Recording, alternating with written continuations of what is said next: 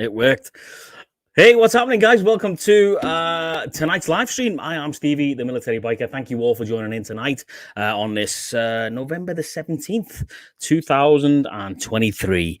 So, yeah, impromptu live stream. We only set this up an hour ago. I was speaking to the boys. We kind of got the band back together. We're just missing one member of the band, and he may be joining in later on. However, so what we're going to do is I'm going to go run through the comments, just say hi to everyone. Then I'm going to bring in guests. And after that point, I will drop the link to the live stream in if you guys want to come in and have a waffle with us, have a drink, and just enjoy the live stream. So, yeah.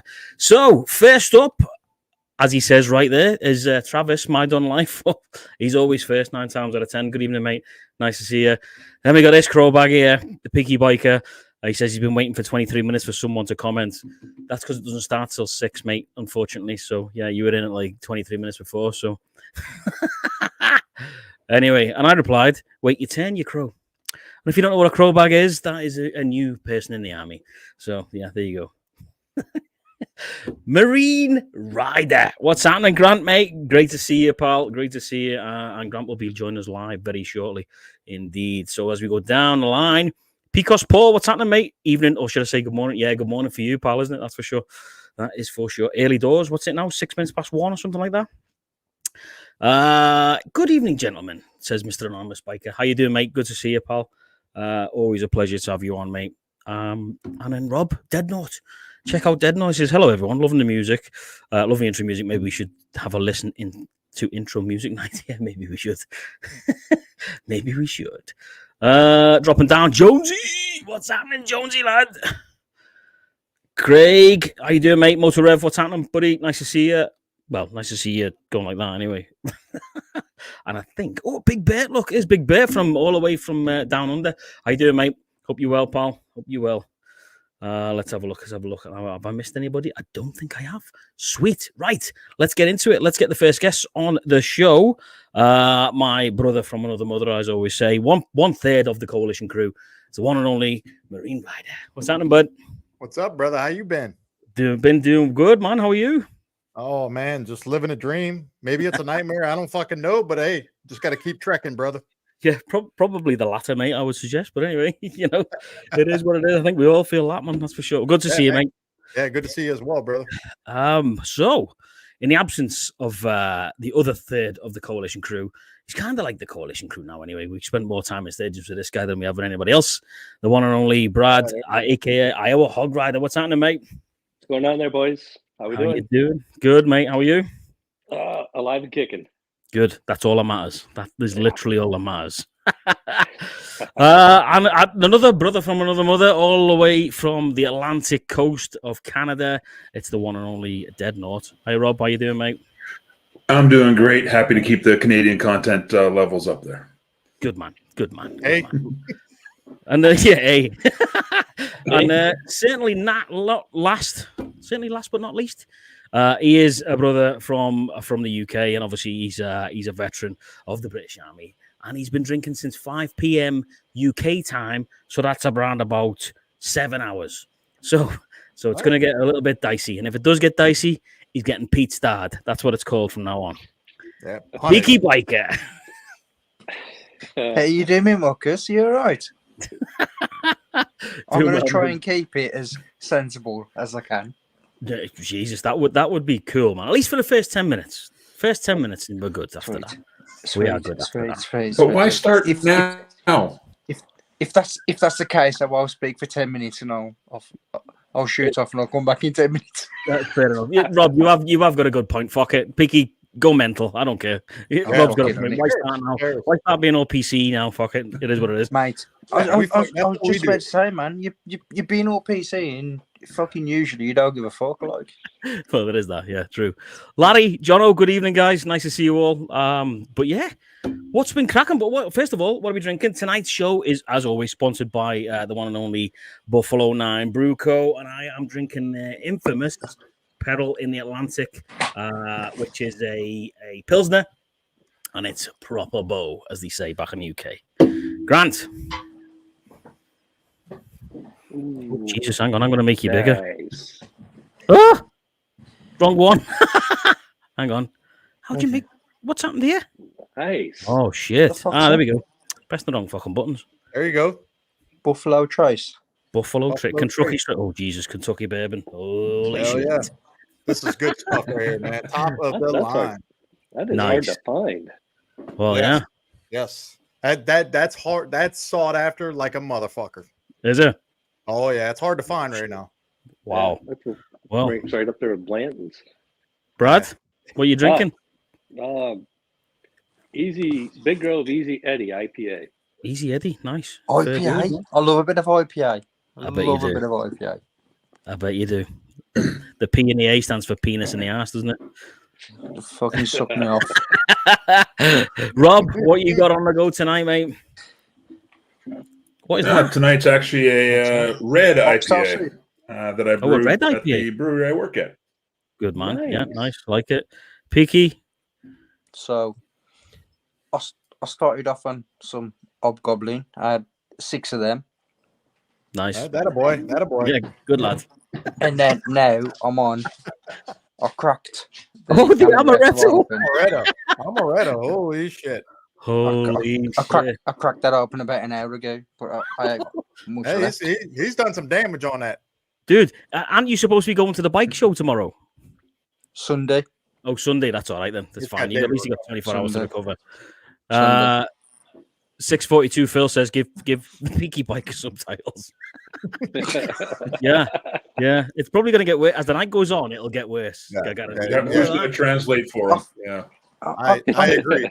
I'm trying to speak. I'm trying to speak pretty slow here, so you Good motherfuckers man. can No, understand me. you're doing a good job, mate. You're doing a good job. Craig says It's it's actually better than normal. Yeah, That's I 'cause I'm agree. pissed. Yeah, I'm just wondering, has 642 Phil ever been for a Z head? Oh, yeah, Jesus, yeah. That's a whole nother level, man. Yeah, definitely. When we've got Zed motovlogs on, and he's from Glasgow, specifically Paisley, I think he's from. Paisley. He's rough as fuck as well. Yeah, so he 100% needs fucking subtitles. That's for sure. That's for sure. Jonesy's Mate, drinking. I'm the from Eagle Rare. I'm from Scotland, and I don't understand that fucking motherfucker. But that makes 2 of us. Yeah. Luckily enough, I spent a quarter of a century with the jock, so I know exactly what he's saying. So it took me a quarter of a century to get there, but it is what it is. Stevie's like full fucking lingo now. Oh yeah, proper. Yeah, 100%. I say I and That's where everything. Right? That's where the fucking ginger beer comes from. It's not ginger. I'll have you know. It's autumn sunrise. It's fucking African sunset. Autumn sunrise at the moment. That's what it is. That's what it is. So, Grant, tell us about the stage 2, man. You've got a stage 2 in the beast, haven't you? Yeah, so it's nothing crazy, man. It's Road Glide, 447 cam, Screaming Eagle, tuned, some push rods in there, adjustable push rods, and Nice. Originally when everything was done, it was running pretty rough, but we got her dialed in now, man. It's not. I understand it's not the best fucking cam on the planet, but it does the job and it sounds fantastic. You heard it, so it runs. It jumps pretty good on about the mid. The mids is where you really notice the jump. Oh shit. So, Yeah. No. Shit, what happened there? I don't know what happened there. Fucking So- hell, man. Whose cam did you go with? The Harley Davidson one, or did you? Yeah, the Screaming Eagle 447. Yeah, Nice. yeah, Fair dues. yeah. So it sounds fucking awesome. It Yeah, runs it does. great. It's definitely performing better than it did before. So yeah, Nice. solid. I mean, it's fun to fucking ride. Is that Brad, the- when I had my stage 2 done in my sport glide, I could pop a wheelie in first, second, and third. nice? I mean, Honestly, probably a mate, good it was- chance out of that, but I'm not wheeling a fucking bagger. No. mate, yeah, you got to fucking try, yeah. Do you know what I mean? God loves a tryer. God does love a try. Yeah, you're right. You're right. Do you know what I mean? That's gonna be a hard no. Scouse is the Whittle classed as Liverpool. No, mate, that's Birkenhead. That's Woollyback No. land. Nah, that's Steve, posh. are you still having that ticking in your 114? Yeah, so I think it's the lifters, mate, and it's or a lifter that's sticking. Yeah. But once you warms up after I timed it, mate. It went away after a minute and a half. So So once a bike gets the temp, it's not sticking anymore. no. Oh, I thought you were talking about your missus. You go away after a fucking minute and a half. Well, So yeah. I had mine up at the shop with the gentleman that I have complete trust in, and I had it up there for 3 weeks. And same thing. Yeah. He never even charged me. He's like, after 2 weeks, he kept starting it every day, and then it went away. And Oh, really? he's like, well, I could put new lifters in it, but he goes, I just don't think it needs it. So it was just a stock lifter. But when you Huh. sent me that clip, that you recorded, it was exactly like mine. Yeah, exactly the same. Yeah. Yeah. So that's why I've not done anything about it, because obviously I'm getting the stage 2 in in February anyway. So whole new lifters and all that sort of stuff. So there's no point in me going paying all that money. You're gonna get all new push rods and everything in there. So yeah, exactly, mate. So yeah, and I thought, you know what, it's only going to sit in the garage, and it's been sitting in the garage now for the last 2-3 weeks now, covered up and winterized. So the next time she's going to come out is going to get the lifters out. So would you say you were going with fueling? Yeah, fueling the 472 Reaper cam. Yeah, For 72. All right. Full cam chest kit, the full legs. Have you changed like your ECU and everything as well? So you What do you mean? or not? Yeah, No. So like I changed when I had my Harley. I changed the whole ECU, everything. I changed the fucking lot. So it was a completely different setup. So that when you go on your dyno, it's a completely fucking new setup. Do you know what I mean? It's a bog standard. Do you know what I mean? So I bought a whole new ECU system. Yeah, for the Sport Glide. Mate, it was fucking rapid. Honestly, it genuinely now. I could keep up with sports bikes on that Sport Glide that I had. It was fucking. Are you running like an auto? Are you running like an auto tuner on that? No. I had like a switch, so I had like a road mode and then a custom map on it, so I could flick the custom map down, and then it went into like. Okay. I had like, how can I put it? Like fucking full balls. Do you know what I mean? I could go in the corner, mate, and I could fucking tip in and give it full beans. I could smoke out corners. I could pop a wheelie in third quite easy. Wow. It's fucking. Well, I think you'll be like me, Grant. You'll have the tuner. You think you've got the Screaming Eagle tuner, haven't you? So you just put the Screaming Eagle on once you're done.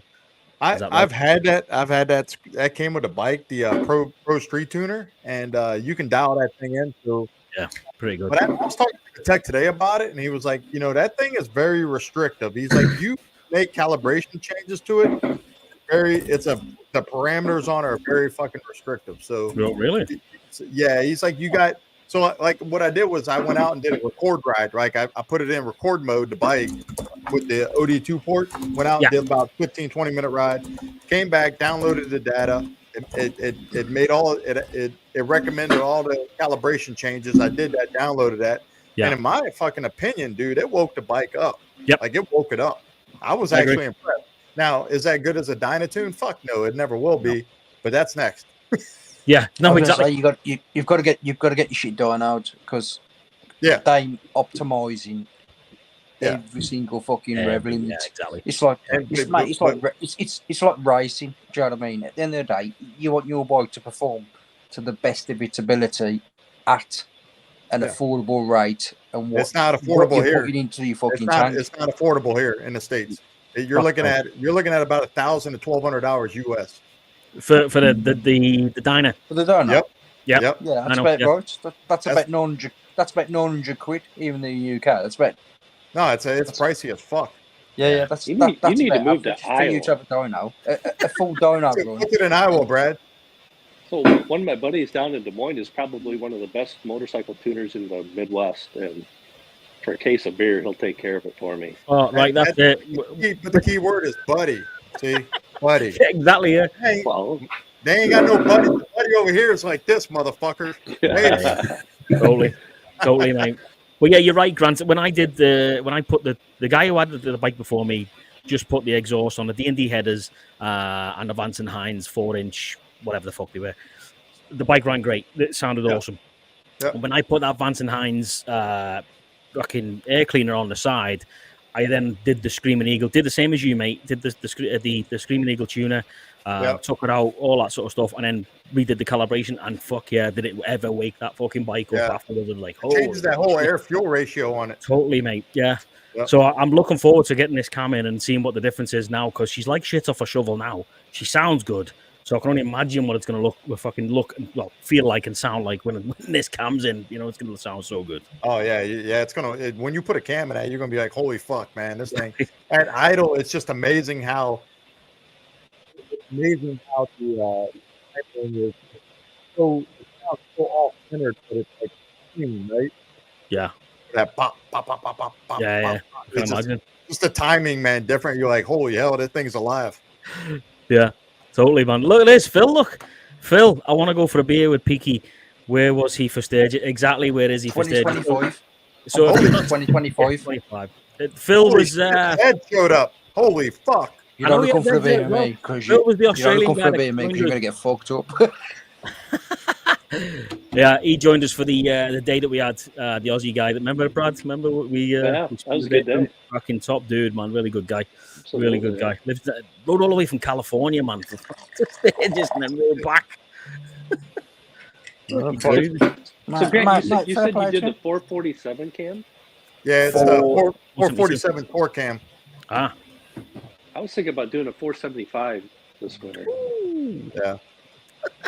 Well, because the one you've got in there is not good enough, Brad, or just what?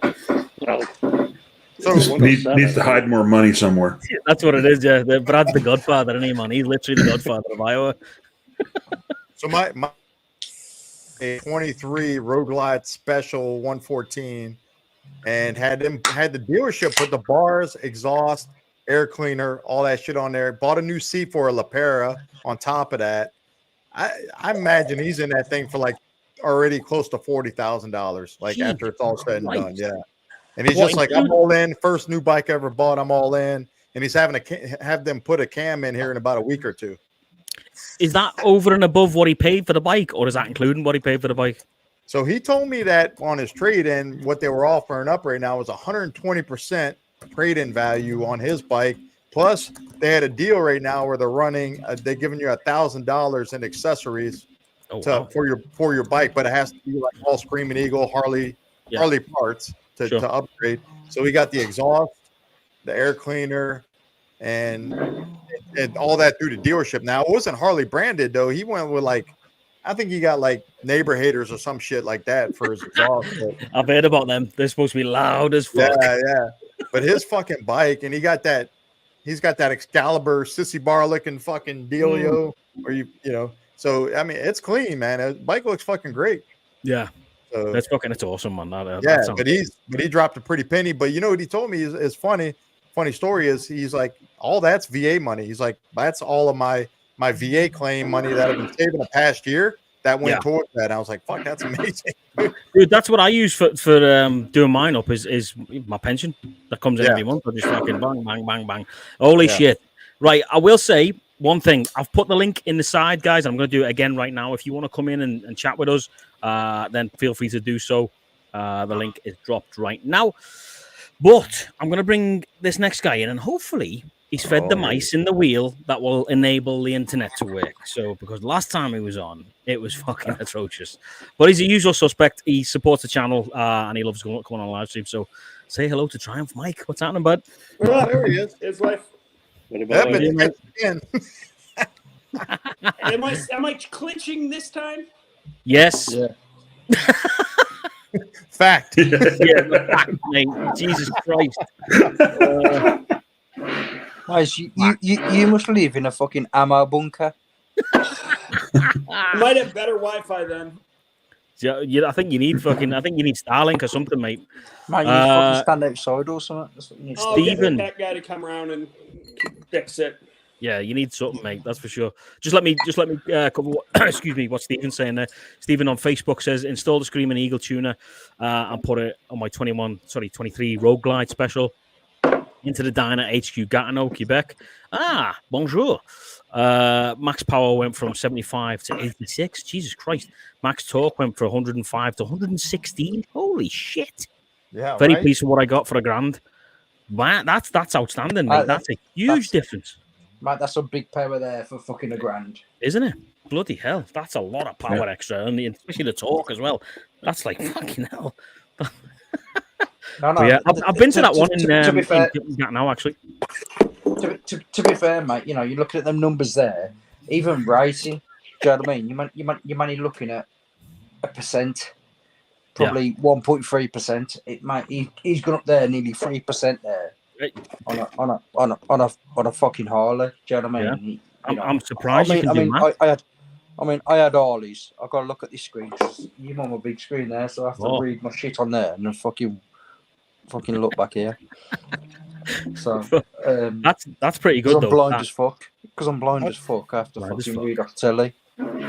So yeah. But mate, there are some big numbers there for the grand. Mate, you get some good.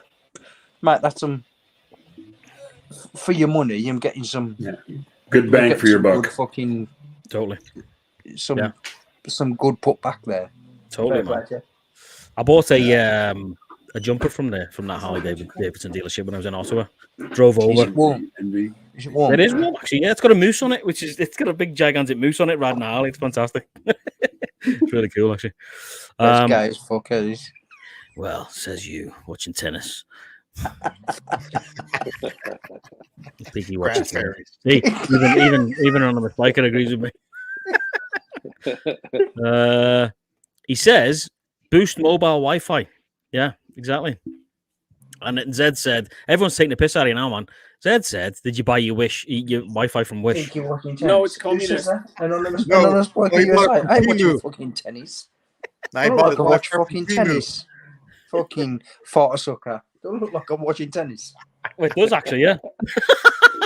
Because you're going like that. Because I'm fucking reading the fucking telly and looking back. So I gotta keep wearing my fucking glasses. I am actually surprised that you do maths as well. To be fair, that's good. You know, fair enough. Being an infotier, you know, you can fucking suck me off, fucking bell end. Hey, Jason, I'm gonna jump off on my tablet and go on my phone and see if that makes things better. Okay, Mike, no worries, mate. It probably won't be, but anyway, good luck, mate. Yeah, you got to do something because your fucking shit's from Temu.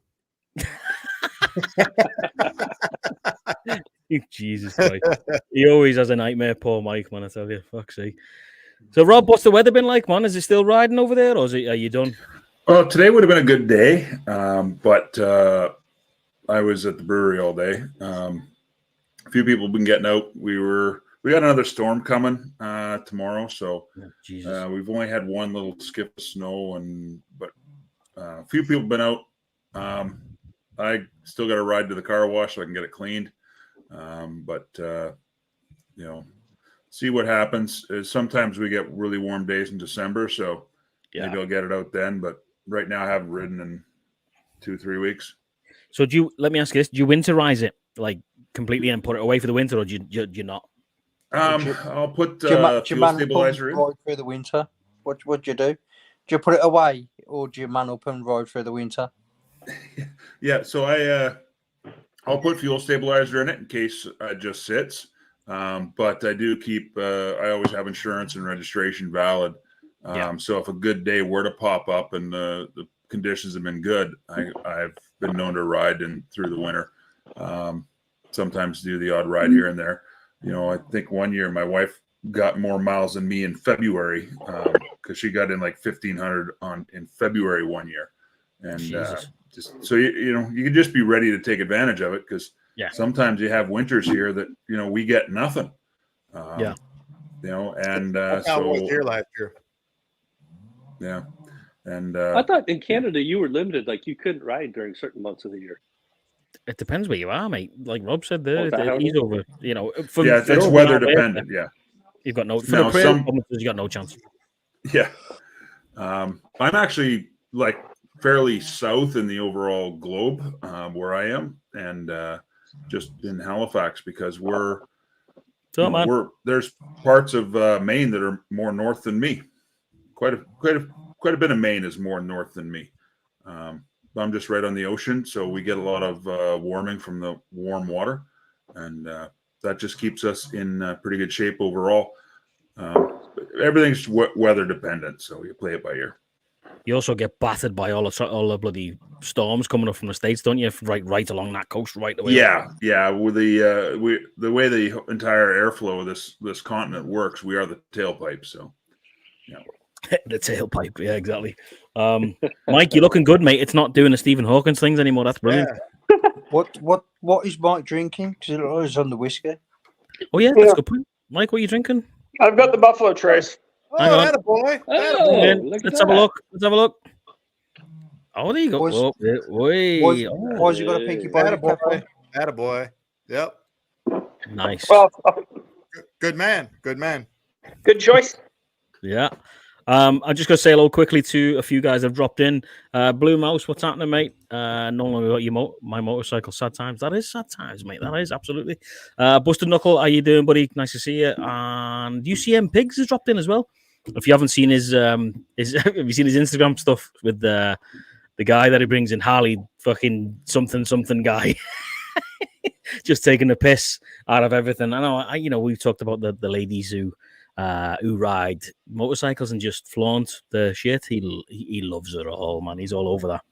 Totally destroyed them. Well, That's what I'm gonna do. When I come to Sturgis, I'm just gonna ride around in a fucking mankini. That's what I'm gonna do. You do that, and Brad, you can ride on your own though, because I know Brad's gonna be all over that shit. No, he ain't. Don't worry, the video will only end up on OnlyFans. exactly. Yeah. That's fucking sweet. That's Mate, him. you won't see Harley anything. biker rider. Mate, the amount of tattoos I've got, you won't see anything. Fuck's sake.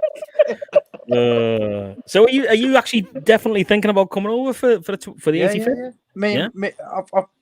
I've spoke to Rev already, and we're already looking at flights and stuff.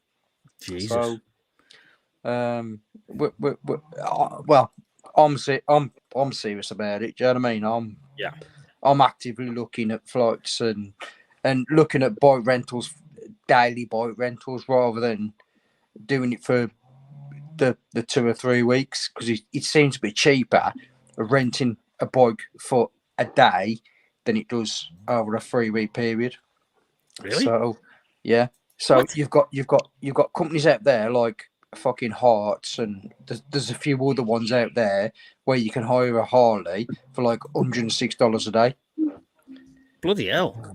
So So I mean, the money like Sportsters, but I ain't bothered. Do you know what I mean? For me, who cares? I really asked. Do you know what I mean? I just want to get out and ride and meet up with you guys and have a bit of a fucking gingangooli. Do you know what I mean? But we will have certainly one of those, that's for sure. but yeah, As you've seen. We'll definitely have a fucking gingangooli. yeah, because I don't drink much. Yeah. I actually just watched that On movie days with that don't my end in Y. grandkids. Oh, say again, Rob? Yeah, so that Ginganguli, Oh. that just watched that with my grandkids recently, that Asterix show. What the Nice. Mike, what did you say then? what the fuck just happened? Oh, I don't remember what I said on there. Oh, Jesus. Fucking Oh, hell. Been drinking. it's been a very long week. Yeah. Jono, he's right when he says this. Why is it not working? Austin and Mankini, there's a combo. Yeah, I'm sure that'll go down well on Main Street with the 81. I'm telling you that. The Mankini's a fucking game changer, bro. Mate, He may end up sleeping out the goddamn picnic table that night. Yeah, Mate, exactly. Yeah. mate, it's the fucking way I roll. That's the way I roll now. Oh, you'll be rolling. Hey, You that's will all be right. rolling. I got a door. I can close the door. Whoever's back there with you, you got to deal with it. So Yeah, that's a good point. Steven, Yeah, you're on your fucking own, man. it's all good, man. It's all No. good. Brad, You might want that Once- top bunk there, Brad, just in case. Yeah, I'm gonna Bagsy that right now. Everyone else can Brad. fuck off. Brad, once you're in the group, you're in the group. That's it. There ain't no fucking getting out of it now, mate. You've said it now. You're in the group. You probably know too much. Yeah, that's it. Right. Fucking hell. Mike, so what you got planned for the bike over winter, mate? Anything? The fucking Mankini's got to be neon green too. Oh, actually, Orange. It's gonna be orange. Oh, we're still talking about the Mankini. Sorry, Mike. All right, all right. It's No, don't gonna worry. be- It's gonna be orange. Match my fucking arse hair. Ugh. I just got a horrible fucking sight in my head. That painted a bad picture. Oh, I was trying to not think about it. It's like Brad's top. It's like Brad's top. I'm not gonna worry about the blankets and shit. I'm just gonna burn that shit.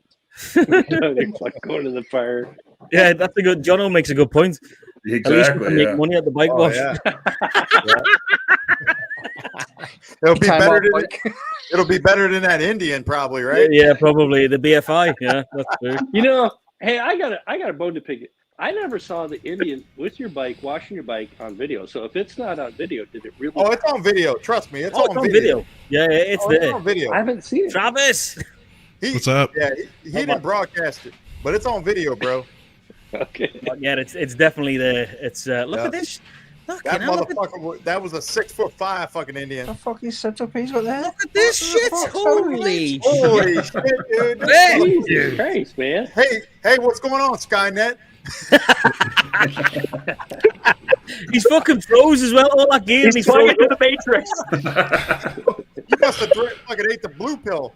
This Oh, is there my you go. son's setup behind me. I just added. Hang on. Am I too loud? Go. So this is my son's setup here behind me. This is the room I've been working on since the daughter moved out. So got a game stream room now. So I've also been working on my server. You don't say. Fucking server. I got 2 servers. You can see my Wi-Fi there. Probably gonna need 5 air conditions on that goddamn thing. Yeah, we've been talking about that. It gets a little toasty in here. Yeah, he's been fucking mining. Run the liquid cooling. And in one place. Holy fuck. Look at that sexy guy behind you. What's happening? Say hi, Austin. Wired in. He's wired in. What's happening, Austin? Who the fuck asked fucking Elon Musk to fucking come in? Fucking Elon Musk. Oh, Jesus. Well, good to see you, Travis, mate. Liking the setup, mate. And I like that screen in the middle there. Look at that. Yeah, it's playing something you might be familiar with. I've just Mate, seen you got that. fucking too much time. I'm You fucking familiar as with you have. Fucking what the fuck? Yeah, Well, look at mate, Are you trying to build a fucking Terminator in there or what? fucking shit, a brick. I'm trying to hack NASA, you know. Mate, you got more TV screens than fucking NASA there. Well, he did say it was a game room, so, you know. Hey, tell Stevie what's in his bank account. Mate, you can only watch one at a fucking Oh, he's got time. switching What the cameras fuck and are you everything. fucking eight? Look at this. Holy. Oh, my God. I He's showing off now. I haven't drank enough Look to at that. figure out that yet. Yeah, Look at speaking of that. which, I'm Oh, going for a refill, so I'll be right back. Well Look at done, that mate. fucking grey hair. He's Fucking fucked it up now. Look, he's fucked it. Yeah. Yeah. You need, For some reason, the GoPro thing always takes forever to load. yeah. You need some fucking just for men on that fucker. Holy shit, man. Oh, Jesus. Done as a fucking stage 5 live stream, mate. Yeah. Code Red Stalker. Holy shit, dude. Look at this. Yeah. I'll bring It's, it back over here. Where did you go? Like, did you run out of the room and come back? He's showing off now, and he's got all sorts of cameras all over the joint. Holy yeah, I got fuck. 3 cameras set up right now. Oh, You have- man. Shit. Is that for when you're doggy? It's for my OnlyFans. Oh, right, okay. It's the fat guy OnlyFans, let me tell you. The fat dog. Yeah. Only, You know what- only three of you know Eat what them. ice dogging cream. is? Do you know what dogging is? It's all fun and games until you show your feet. Exactly. Yeah. That's Then what the you- real money rolls in. Yeah, precisely. Let me, Not on my feet. Buffalo. Come on. I'll let Peaky explain what dogging is while I go for the top up. Rant, you're in charge. Let's get Oh, your fucking okay. let's get your fucking trotters out. Get your trotters Okay, out. how many Come on. fucks can Picky say in one sentence? Go. Fuck. They're picking up everything you're saying over here and making jokes over here on mine. Oh, that's I'm not fine. educated. I'm not educated. Is am I? that Pinky, is that your dumbass that's got the fucking TV blaring? Mm-mm-mm-mm. Oh, okay. He said let him get another bowl of food and get Aye, mate. 15 and he'll Hey, be Pinky, what are you watching, man? You? What are you watching? You? On the TV, on the telly, on the fucking telly. That's what I just said. Fucking you. Listen, Telly. I'm watching Us on the fucking telly so I can read the fucking Oh. comments. Okay. I thought you were Because watching then- a bunch of grass fairies playing soccer. Oh, it's fucking suck me off, you. Come on. Jesus Let's Christ. Fucking hell. Are you girls still playing fucking rounders or what? What the fuck are you girls still playing? Translate, man. Speak. Come on, spit it out. What does that mean? Playing rounders. Jesus Christ. He's like, oh, he's fucked it again. Oh man, he's back in the Matrix. Oh, hang on. I've got everyone here, haven't I? Yeah. He chose poorly. Yeah.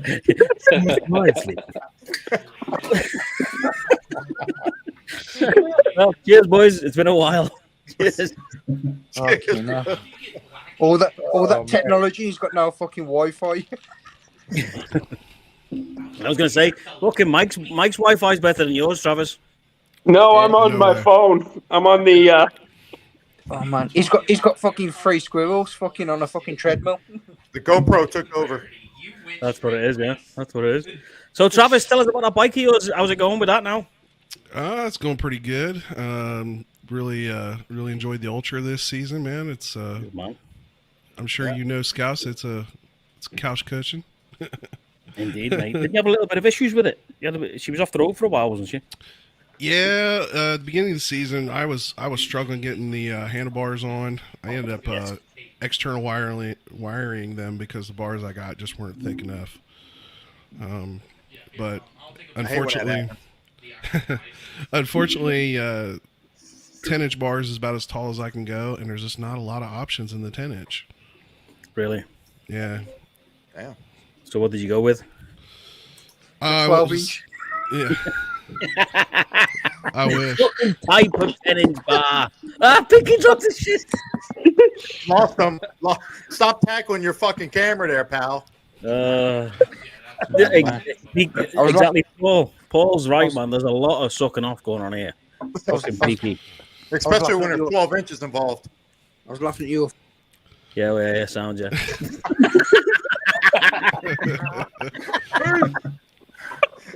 He got it. But for the most part, Yeah. No, go on. I'm sorry. I was taking the piss. Go on. Travis, what did you go with? I did go 10-inch. Just some Amazon 10-inch. bars. Yeah. I didn't want to go through the whole changing lines and cables and running extensions and all that. So. Yeah. What year's your Ultra, Trav? It's 2011. You Nice. still do 12-inch with the factory line. It's 13 and up or 14 and up. You can do 12-inch. Yeah, I mean UCM Pigs got a good point, man. The Dominator pre-wired ones, they're awesome. They're like literally just fucking kind of plug and play itch.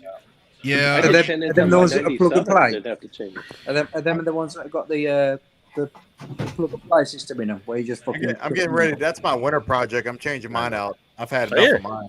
So the problem for me with the 12-inchers or bigger was I could get pre-wired in 12-inch, which I couldn't get in 10-inch. There's Ryan. What's up, Ryan? What's up? But the problem was with my Ultra CVO, I got a hydraulic clutch line, so I would have had to buy a $500 set of bars, and then another couple $100 in new lines for both the clutch and the brakes. Travis, can I just jump in quickly?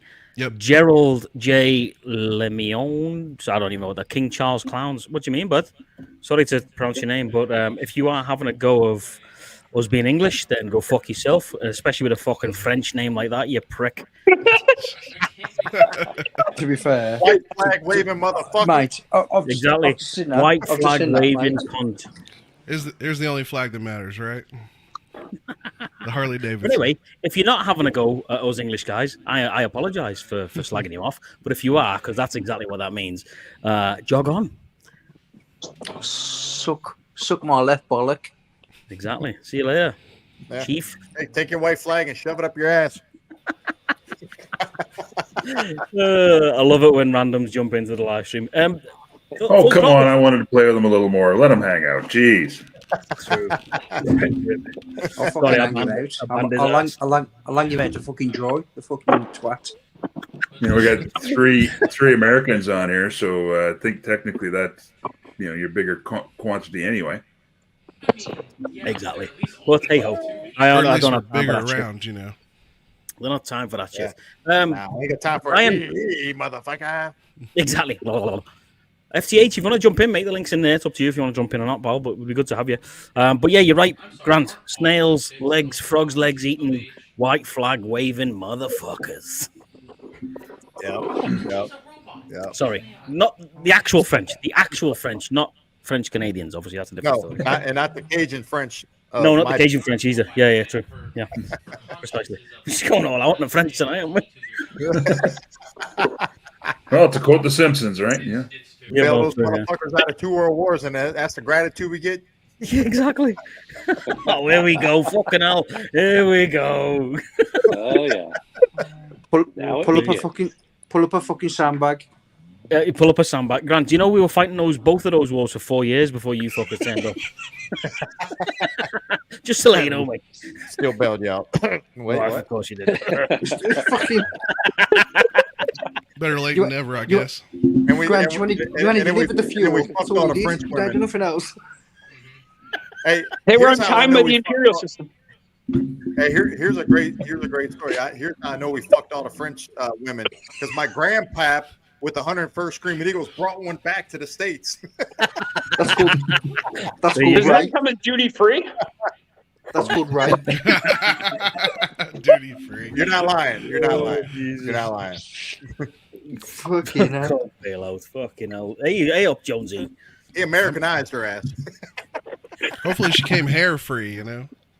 Yeah. I Well, don't know, man. Back in the 40s, I don't know. nah, no chance.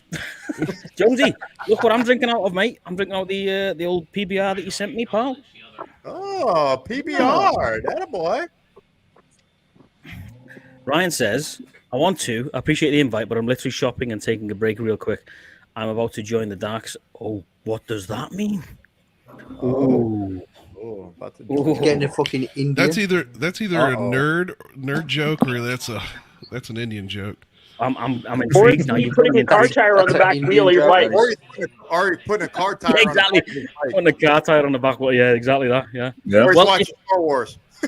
Well, once you've done shopping, if you want to drop in, mate, this is going to be going for a while. So enjoy your shopping, whatever it is. I'm intrigued now. I wonder what the fuck you're talking about. Is any shopping for fucking thongs and dildos? I'm guessing that's Japanese. So konnichiwa. Good evening. Konnichiwa. Konnichiwa. He found it funny anyway. That's good. Yeah. Arigato. Oh yeah, yeah, that as well. Singapore chair, mate. Yeah. Oh. I was Yeah, in Okinawa one time. Oh, you were. That's right. You've got a huge base over in Okinawa, haven't you? Yeah, I was there. Oh. What was that? 45? Yeah. Back when he was in fucking Nam. Back when I was in Nam. Yeah, So exactly. Grant, Grant, In you gonna do Birmingham. Clearly, I was in fucking Fucking hell. Grant, you gonna do the 85th? You fucking look like you was in fucking Nam. Jesus Christ. Yeah, speak for yourself, you hairy fuck. Anyway, continue. Sorry. You know, Peaky needs to do some OnlyFans and just do the little pour you keep hearing in the background. That's what you need to do. Yeah? That's my fucking dog snoring. That's my dog snoring. His dog just snores, man. Fucking walking around like a fucking gnome.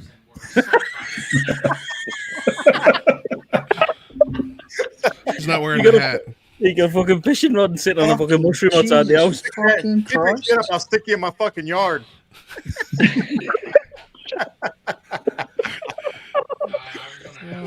Fucking hell, Grant. You're laughing. You've got no fucking teeth. Where are they gone? Oh man, look, dude, I ain't from fucking Appalachia, dude. Anyway, fucking hell. Can we just stop a minute? This went off the rails quick. Who else can we offend now? Let's make sure we've covered them all. Who else Yeah. haven't we Who's talked about? next? Jesus Christ. Mike, let's go. Let's Mike have a chat with Mike, right? Let's have a chat with Mike. What's your plans? So, first of all, reverse. For those that don't know what you're riding, obviously it's a Triumph, but what is it? I read a Bonneville T100. Why the fuck Tidy. have you got a fucking Peaky Bike cap on? Why'd you wear the flat cap? Why not? Distinguished gentleman. Exactly. Yes. I'm just fucking asking. Don't just get fucking hard on. Just Nice then. I'll bring you one on for the 85th. Fair play. There you go. So, what you got planned for the winter, Mike? You got any updates or anything you want to do for the bike upgrades, whatnot? Well, I got to do the services. I got to do a valve job, but I'm thinking about doing the exhaust. But I'm also debating whether or not I need another bike. Oh, that's need, a bit of a need difference. another Mate, bike is always. It's always a hard choice. What you thinking of? I'm trying very hard not to go and get a Road King. I've read it, man. That's how it starts. Exactly. Yeah. Yeah. That's how it started with Grant. Yeah. That's exactly how it started. It was like, mate, I'm going to look at a street glide, and then I bought mine. He's like, literally a week later, he's like, mate, I bought this. That was funny. Remember that? You walk out there, you're like, I don't know what saying, just I'll happened. never have a Harley. Never have a Harley. Dude, I was eating crow for a long time for my friends down here, man. Don't worry. Yeah. I didn't say never. I didn't say never. I said I will probably never own a Harley. No, I did say I won't own a Harley. Yeah, you did. Yeah, you did. Crow on that one. Yeah. Like I rode out to Jasper this summer, and I was like, I could really do with a slightly larger, more comfortable bike for the long hours. Yeah, definitely, man. Road King's a great option, man. That's a beautiful bike. Oh man, I love Road King, man. I love that. There's nothing you can't do to a Road King. I mean, it's funny how as you get older, it's more about comfort. Oh yeah. Totally. Nailed it. Totally. Well, you seen that sports that I had, man, that fucking chopped out sports that it was, I loved it. I absolutely loved it. But every time I got off after like staying on the road with all the baggers and whatnot, I was like a fucking 34-year-old fucking 74-year-old pensioner, like getting off like fucking. Yeah. But you also had the problem of you had 3 hours of riding before you got to the next corner. True. Yeah, true. Yeah, it is that. It was probably like trying to re-enter the Earth's atmosphere on that fucker. It was, man, yeah. And I could only go 180 kilometers, and that was me. I'd have to fucking fill up. Oh, dude, man, when I had mine, my hands would be so numb by the time I literally couldn't push turn signals. Yeah. It's the rattling and the. That's when you need to have a danger wank, eh? When you can't feel your fucking hands. Wait till you hit 50, and then all of a sudden, everything changes. It's like it's all about comfort. Fuck, I hope not. Got a comfortable seat, comfortable handlebars. I mean, yeah. You know, it's so crazy for me. I mean, I went from the Sportster. I bought the Dyna, thinking the wife, wanted something that I could, do more road miles or whatever. And the wife started riding with me, and I went from the wife, I could count on one hand how many times the wife rode with me, to how many times she didn't ride with me in one hand. And after a season and a half, I was like, dear, we need a bigger bike. Like, if we're going to do the miles, we're going to, travel on the bike. You're not really that comfortable on the Dyna. And I bought, and she gave me the okay to do it at the beginning of the year. And that's when I ended up buying it. And let me tell you, she falls asleep on the back of it. I will give you some advice for anyone listening. When your wife's behind you and she falls asleep, do not take a picture and put it on Facebook. You made that mistake, didn't you? Don't do that. Everyone knows that one. So I got one better. Go over well. If any of you guys watched my VAM video, and at the very end of I think it was day 2. What's VAM? Just for those who don't know, what's VAM? Virginia Moto Meetup. We meet up down in Tazewell, Virginia, and we ride the back of the Dragon. And, is that where the Dragon is? The back of. It's not the tail of. Dude, I'm in Virginia for 5 weeks in February. You definitely want to do. You ain't gonna be able to do that in February. Nah, no chance. Fuck. Sorry, car. It'll still be fun. Continue. So in the video, you can see where a friend of mine that was behind me, there's deer literally jumps out like 5 feet in front of him, right?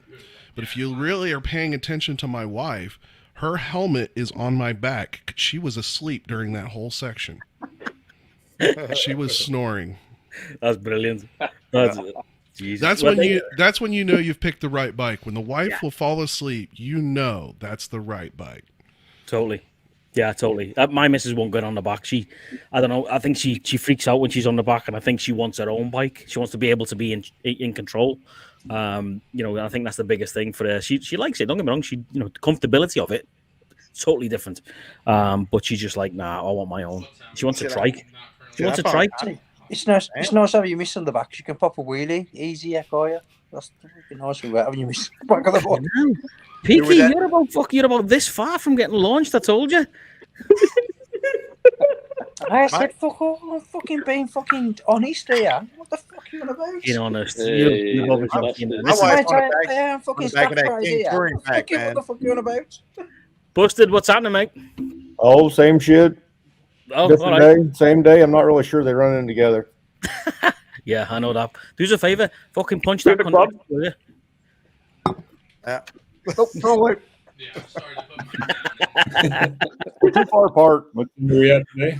Anyone keeping track? Well, since I got the King touring pack, and the wife, she loves riding on the back now with that. She hated the fucking sissy bar, just couldn't stand it. But with that King touring pack, she's back there.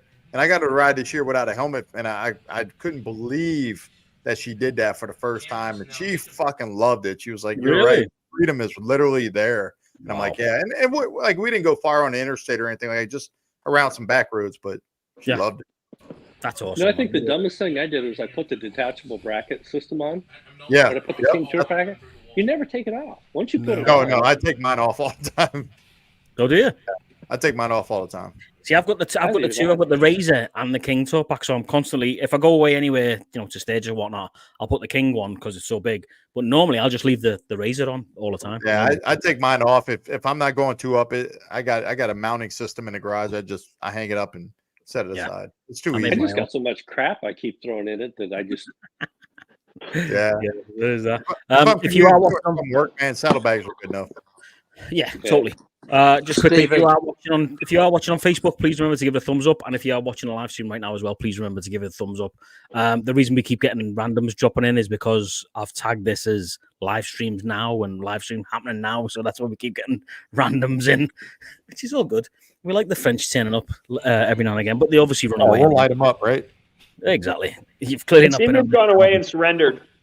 That probably. Remember when that guy came in and called me a scout so-and-so and I just went to town on him? Remember that? You guys remember that? Oh, Jesus. It was a long time ago. Rob, whose live stream was one time they actually let someone on, and the person was completely... Oh, who was that? I remember. I was watching when that happened. Oh, hang on. Yeah, I just can't remember whose that was, but it was catchy as hell, and it was like, the guy was like,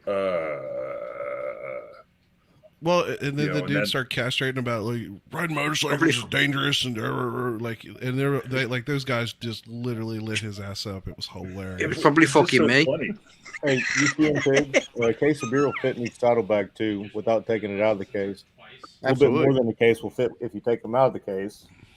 Yeah, but then you got to have empty saddlebags to begin with. I can fit 6 in my jacket. I put 2 12-packs in each saddlebag, 1 in each, so that's a case. Just saying. Yep. So, or you can put the tour back on and fucking put 2 cases back put on a damn rack on the back of the bike. Regular size cans or tall boys? You could go tall boys in the tour pack, saddlebag, probably regular. You could always put a keg on the back seat. Oh yeah. I mean, sky's the limit. Facebook, I got that. It's actually on my rack. I've strapped a keg there for a while back. UCM's got a good point, man. He's got a good point there. Like it fits in your pack very well. Yeah. If there's a will, there's a way. Gents, I'm going to shoot off. Oh no! Really? Oh shit, Peaky. Yeah, because Steve's boring the fucking shit out of me. All right, mate. No worries. I'm only joking. What time's the bus picking you up? I'm licking the windows about fucking 12:30. I was going to say, yeah. What time are you back to the fucking mental home? Yeah. So. All right, mate. Take it easy. Enjoy the weekend, mate. No, always good talking, man. Mate, honestly, thank you, and good I time. hope everybody's okay and everybody's family's safe and everything. So have a great weekend. I'm going to get rit off now. So I'll see you all later. right, that boy. See you, pal. Enjoy your See you weekend. later. Say hello to everybody. Thank you for- again. Thank you again. pal. See you later. Later. Bye, mate. Take it easy, Try, bud. lads. Thank you. See you, pal. Bye, bye, bye. Oh, And then he And he then- gone. He gone. he's gone. He gone. He's a top bloke. I like Peaky. He just Yeah, he's a good dude, likes man. him very Good much. dude for sure. Yeah, he's if you don't know, he drives Take a little extra hell tonight. Yeah, yeah.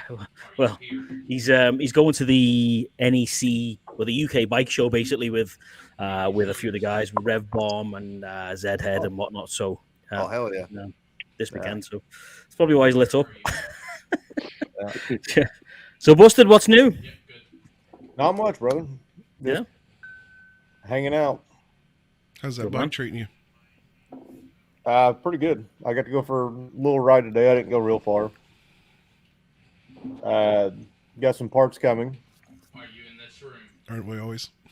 Yeah. Well, Yes. pretty much.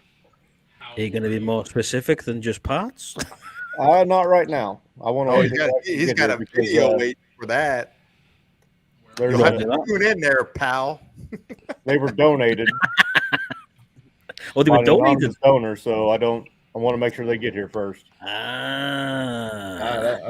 That makes Yeah, sense. that makes more sense now. Didn't you guys catch some of the live streams where some of the guys got like free parts? Nobody seems to know who sent them. Someone's fucking said. Yeah, Same you're right. person that got mine. Really? Yeah, he got Dallas. Yeah, you're telling me. Roadie Riders. Was it Rhodey? Rhodey it was got front Rhodey. suspension, didn't he? Yeah, he got a full suspension for his bike. Well, he already You had got the rear done, but You got that free? Going in there is when I'll take a picture. It just showed up. And then Oh. Where? Some just yeah, randomly put up TDK somewhere and, anonymous. But a bunch of guys did. Could be. A bunch of guys got Yeah. parts. I've seen that. okay. That's cool. Light I didn't Kids. see that. And I know on the suspension, it did go through Hell's Two Wheels. Is that Hell's on two wheels. Hell's on Two Wheels? It went through his business, but because the way it was bought, he didn't know who actually bought it. He just knew where it was shipping to. Weird.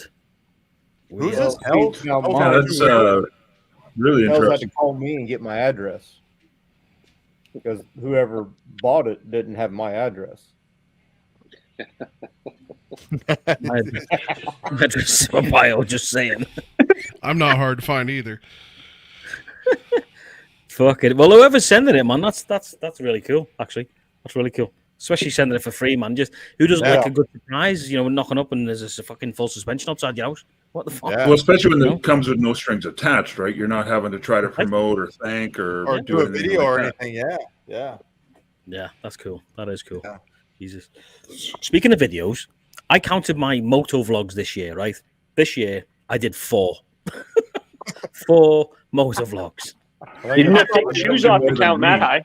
But you did a lot of trip videos this year. Yeah, no, I did, yeah. But yeah, 4 fucking 4 I'm vlogs. probably like about the same boat, dude. Probably about the same boat. yeah, I I can't just believe how much mileage you got out of Sturgis for the few days you were there. true. Yeah. You did good, Good. man. That was awesome. Thanks, mate. Well, that's it. You know, rain. Motovlogging is fucking dead, man. It's dead. I agree. Yeah, I agree with It's you. fucking dead. You got to move on to other shit. Unless you've got a pair of tits and regardless, you ride any kind of bike and Yeah. any good look. Even if you're not good looking, you're gonna get fucking tons of views. Yeah, that's it. I mean, in a nutshell, that's it. Yeah. That's it right there. You got the guys like Shade Tree that still do it every damn day. Oh, yeah, the originals, the OGs. Yeah, but the originals are always going to do good. It's everybody else trying to catch up. It's so fucking watered down now, man. Yeah, Josh is such a character. Like it's like Yeah, he is. Yeah. Yeah. and he still kind of does what I'd more call almost like a life vlog than a. It just Yeah. happens to be with Exactly, motorcycles. because he does it every day. I don't. He's doing more of it. Yeah. I mean, I hate to say it, but I really just don't even watch any motorcycle content on fucking YouTube for a long time now. It's been, yeah. I've struggled, mate. I have. I think because of how busy I've been with work and life and shit this year, it's just gone. Meow. Well, once you get past Sturgis, it's like it kind of dies. It does. It goes up, you hit Sturgis, and then Well, Yeah. so the biggest thing for me this year, my part 1 of the Sturgis video did 35,000 views, and then I went away for a month and a bit, like a month and a half, and I couldn't put anything out because I was, I was black. Yeah. And when it came back, I put stuff out, and it was almost like this one got 35,000 views, and the next one I put out got like 5. I was like, what's going? Because I missed the boat. You missed the window. Yeah, literally. Yeah, crazy. But out of those 35,000 views, I think I was 30 of them. Yeah, true. Yeah, true. Well done. Yeah, well done, Brad. Thanks, mate. Appreciate that. Brad's the number 1 fan. Hey, I'm just trying to get your numbers up so you get a bigger check, man. Just put it on replay, right? So to watch things. But you are right though, Grant. I think you're right, mate. Motovlogging is dead. Yeah. It is. I did get some things to like promote that were quality things in my opinion, or else I wouldn't have promoted them this year. But for me, man, I'm just about tapped out. I'm over it, man. It's just not fun anymore. Once it's not fun anymore, it's like, oh, what are we doing here? Yeah. Plus, I got so many other fucking things going on anyway. True. That's exactly it. Life inevitably takes over. Life's going to be the priority. Everything else with this shit, man. Yeah. Second fiddle. I kind of ran into an issue late season, pretty much not long after VAM. I've been using the 10C Evo, and I was using it to record all my audio, and for whatever reason, the camera part just stopped. Like every time I power it on, it says battery low, shuts down, which is weird because the battery is all one unit. Oh wow! And it'll run forever as far as the comms. It works fine on the comms, just not the camera. That's weird, man. That is bizarre. So see, my strategy is I'm waiting until like the holidays, and I'm going to release my Milwaukee 120th video, my Sturgis video. I'm going to capitalize on the off season. Yeah, there you go. Yeah, planning there.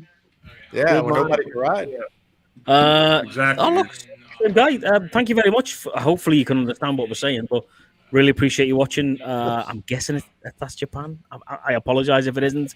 But thank you for watching all the way over in the Far East. Really don't worry, we don't always understand either. Yeah, true. Yeah, absolutely. Especially when we get some of the guys from Europe, Scotland. Yeah, that's true. Zeds in the world. Yeah, Zed. Yeah, Zed. Yeah, Zed's a nice guy, but I can't understand but every third word he says. I want to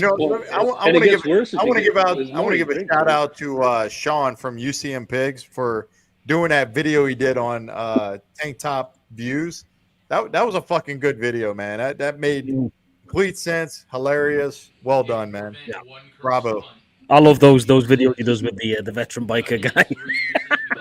I think that's hilarious. Hilarious. Yeah, he did good on that topless one. Yeah. No, you're right. You are right. Yeah. I didn't get to ride with Sean this year, but I got to meet him last year, and he's a stand-up guy. He's a fun guy to be around. So yeah. Wow. So let me ask. Obviously, last weekend it was Remembrance weekend for us, and Veterans weekend for you guys. Yep. So what did you get up to for last weekend, Grant? We'll start with you. So we, me and Club Brothers, we got together on that Friday night for the Marine Corps birthday. Wife got a cake. She fucking awesome job with it. Had the Eagle Globe and Anchor on the cake. 248th birthday. Decked it out. We all sat back, did a toast. We watched 248th Marine Corps birthday message on the big screen in the clubhouse, and then fucking just hung out and had a good time. And then on Saturday, Veterans Day, I'll be honest with you, I just wasn't in the mood to go out and do shit. I didn't go partake in any of the free sandwiches or anything. We just sat around. We didn't do shit. Yeah, I didn't do anything. Yeah. Just kind of reflected on the brothers, sisters, and that was probably about it. It's funny you say that. I'll tell you my story in a minute, but it's funny you say that actually. So, Rob, what did you get up to? So I took it easy on the 10th because I worked 10 hours that day. But on the 11th, I went to a local Legion for their ceremony. Then I just popped up to the brewery where I work because I talked the boss into free pints for serving you members in uniform. And I wanted to be there to hand them out. Nice. You had a good day then. My wife come pick me up a number of hours later. As it should be. As it should be. Exactly. Yeah, that's true. Well, Travis, what about you, mate? I'll be honest, I was sick that weekend, and I'm Oh. still kind of getting over the sinus infection. I don't know what it is, man, but this time of the year, I always end up sick with something. It's because you don't drink enough alcohol. That's what it is, yeah. Whiskey. Probably not. Fact. I told my son that we would do a drunk stream together on his channel, so we'll be Nice. doing that here soon. Yeah, I'm hearing He's 20. He turned 21 this summer, so All right, okay, cool. There you go. That a boy. That's exactly. That's weird. That 21 and over in the States, but it's 18 in the UK. With anyway, let's not talk about that. Which makes sense. 18 or 19 Yeah, up here, but yeah. But if you Busted, need some what about you, drunkards to mate? hang out on it, just invite us. Saturday night I was on Toby's live or Friday night I was on Toby's live for a little bit. Yep. Then Saturday the VFW puts on a feed for veterans and their families, and I'm the commander of the VFW, so I have to be there. Nice. So I was up there for that, and then we went to a friend's house for more food. Like it. It's just talking on the VFW. The first time I experienced the VFW, I didn't know what it was, what it stood for. Obviously, Veterans of Foreign Wars, I know that now, but obviously, I had no idea what it was. We were in Whitefish, Montana, with two mates of mine, and we were like, it said on the wall that like the only thing that could possibly draw 3 British veterans into a random looking gaff was what said $1 pints. We were like, ooh, $1 beers. We were like, ooh, $1 beers. Let's go there. So we walked in, man, and then we realized what it was. It was obviously, it was the VFW, and it was the all the veteran stuff on the walls and whatnot. And we had an absolute blast in there, man. There was karaoke on. We spent like fucking $10 because the beers were so cheap. We just got absolutely like it, and I absolutely fell in love with the place, man. I thought it was a really, really great idea. Because we have the legions over here, but we don't have anything over and above that. If that makes sense, like officially. Yeah. We've got legions as well. Yeah. But yeah, I thought it was an awesome place. Yeah, but man. the VFW is a little bit more prestigious because it's veterans of foreign wars, where your American Legion's just veterans, Yep. right? So a little bit more. So what you class as foreign wars?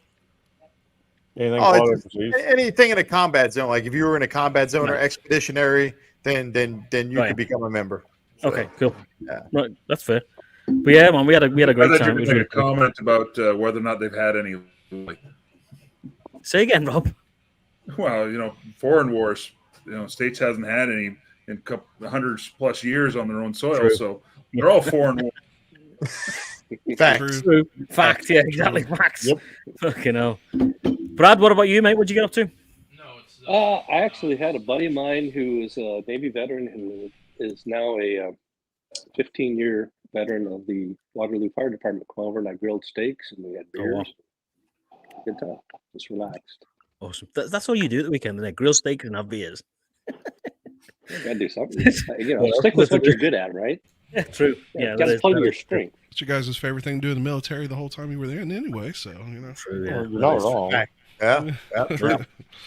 It's just Mike? sometimes you get better beers in Germany. Drove down, saw my grandmother who had just moved into a home after my grandfather's death, and then went to work. Oh, fuck. I gave my colleague shit for setting up the Christmas tree. Before November the 11th. Too early, motherfucker. He set it up after 11 o'clock on Remembrance Day. No. Too soon. Too soon. Too Too soon. soon. Eat the turkey. Oh, well, for us, we got to eat the turkey first. Yep. When's that? Next Thursday. week. Next week, Next week. 23rd. Yeah. November the 23rd. Next week. Right, okay, yeah, got you. Cool. That's cool. I'll be frying that motherfucker like I do every year. I'll be going somewhere else. Fuck. So what you're really celebrating is the English coming over and finding America, isn't it? That's what you're celebrating right there. Scousers coming over, people from Liverpool coming over and going, "Ooh, what's going on here? What's this fucking shithole?" And then let's have a turkey. It's all of us taking out the Indians. I don't think that's how that. Yeah, I don't think that's how that played out. I think that's how it played out in my head. Anyway, Well, yeah. I mean, that's Well, your that story. is where the white folk- There's a lot of scary things that play out in your head, Scouse. It's very true, mate. Yeah, very, very true. That's your story. Only some of them are allowed for the live stream. Yeah. Rule 34 of the internet, right? Do we know? Yeah, well, exactly that. Do we know where the whole turkey thing come from? Do we know where that started or what? The Pilgrims and the Indians. Yeah. apparently. Exactly where it started. Yeah, all the way back then. Nice. Yeah. That's fair. Fucking hell. Couldn't shoot a deer, they had to shoot a goddamn turkey, I guess.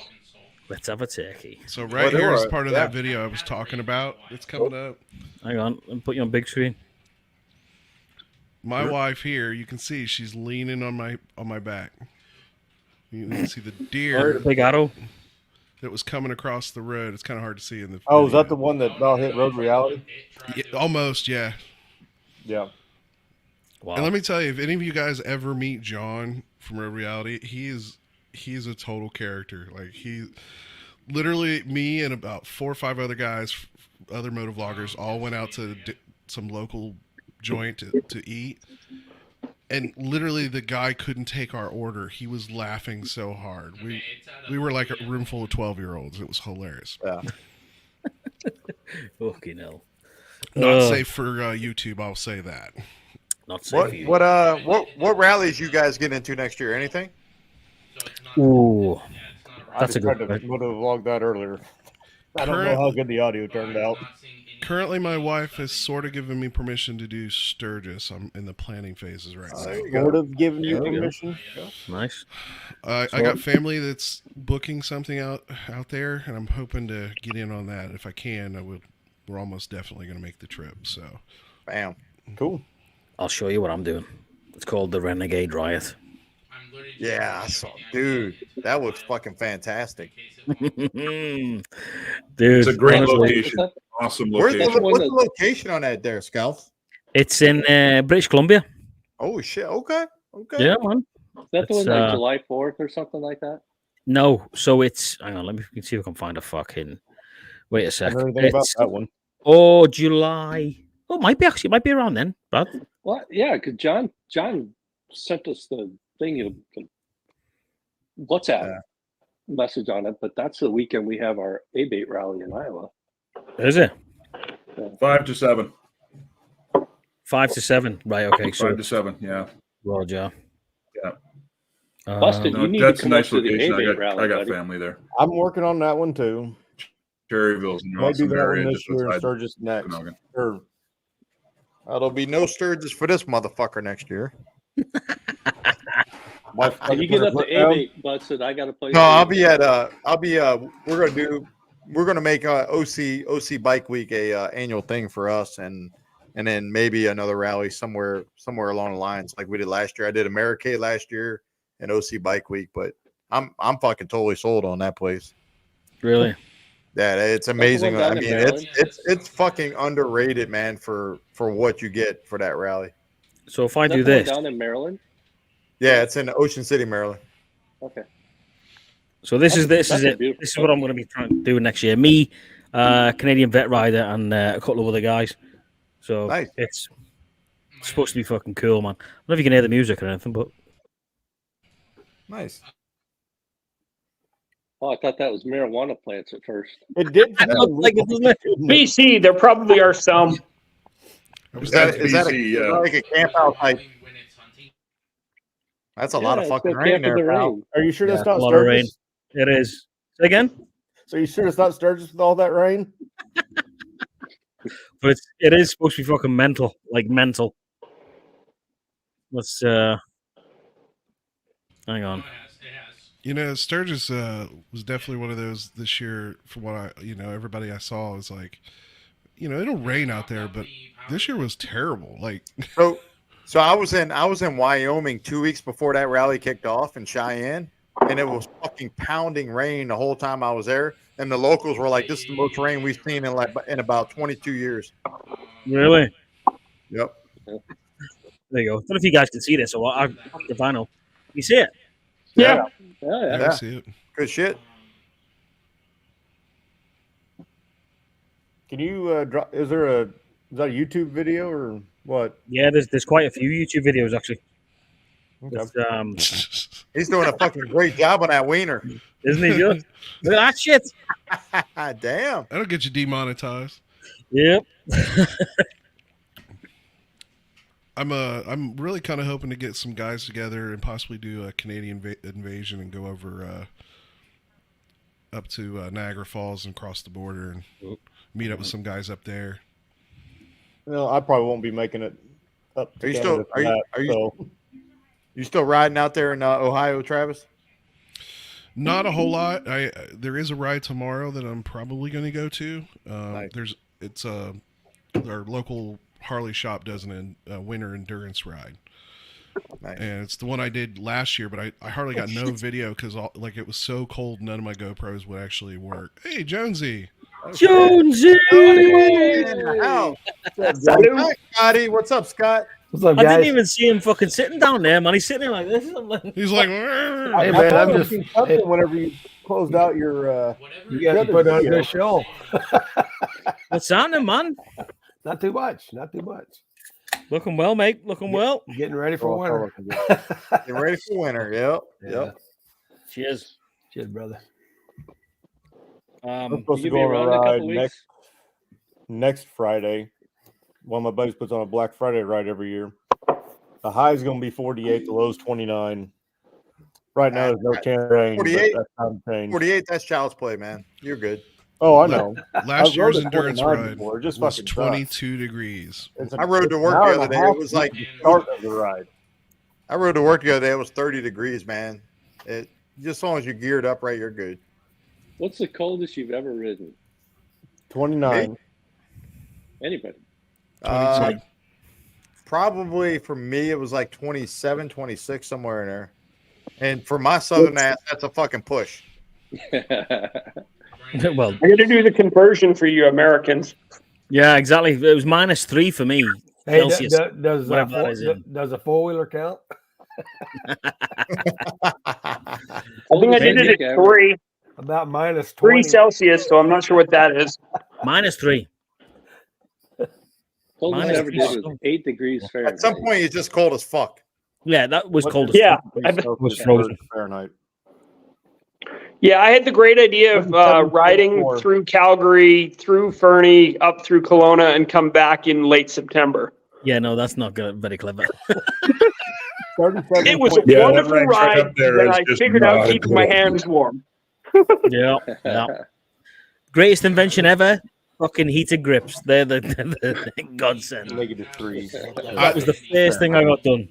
I got grips and the heated seat that comes on that CVO, and let me tell you, those are so nice. Fucking hand guards, Oh, man. Hand guards are the money shot. Hand guards. I just threw some boot warmers in my gloves. So -3 degrees Fahrenheit is 26.6 degrees. -3 degrees Celsius, you mean? Yes. Right. It's what, Yeah. 26? 26.6 according to Google. Cold Is as that fuck. cold? I don't fucking know. That's fucking freezing. Anything under That's 32 is -3. fucking freezing. Anything under 50 is fucking cold because Anything under 32 is 0 for you guys.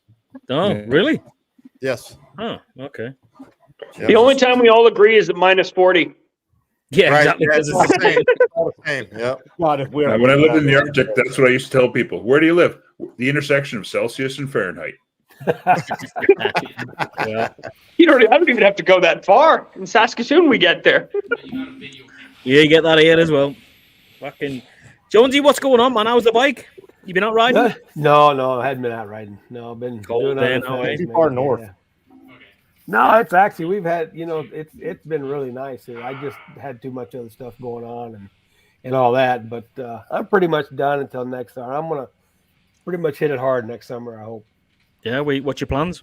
So back onto Grant's question that only ain't probably have asked. What's the Sturgis for sure, and then I don't know. I got an invite to come see you guys. You did, yeah. No, Yeah. Absolutely. That would be fun. It would be fun. I don't know if they'd let me across the border though. I doubt it. No, I doubt it. No I know they fucking won't let me. I've got a couple of those driving awards they don't like. Jonesy, let me ask you this: Did you Yes, sir. did you get to go into the new Deadwood Tobacco Co. place? No, I haven't been there yet. Not the new one. Did you see the video? I did see the video. Yeah, What you Yeah. think? Holy shit, that looked awesome.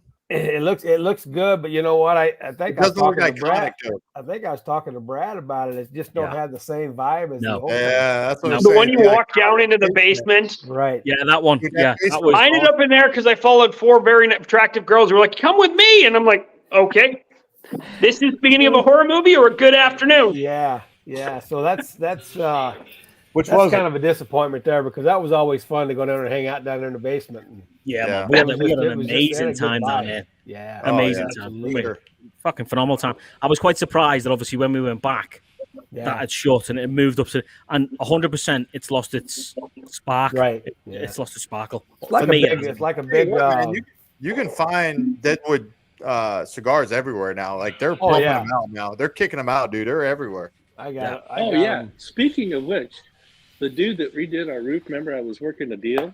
yeah. I could actually buy them cheaper here in Iowa and ship them to you than what he could get them to me for from Texas. No Oh way. shit! Well, lost cause.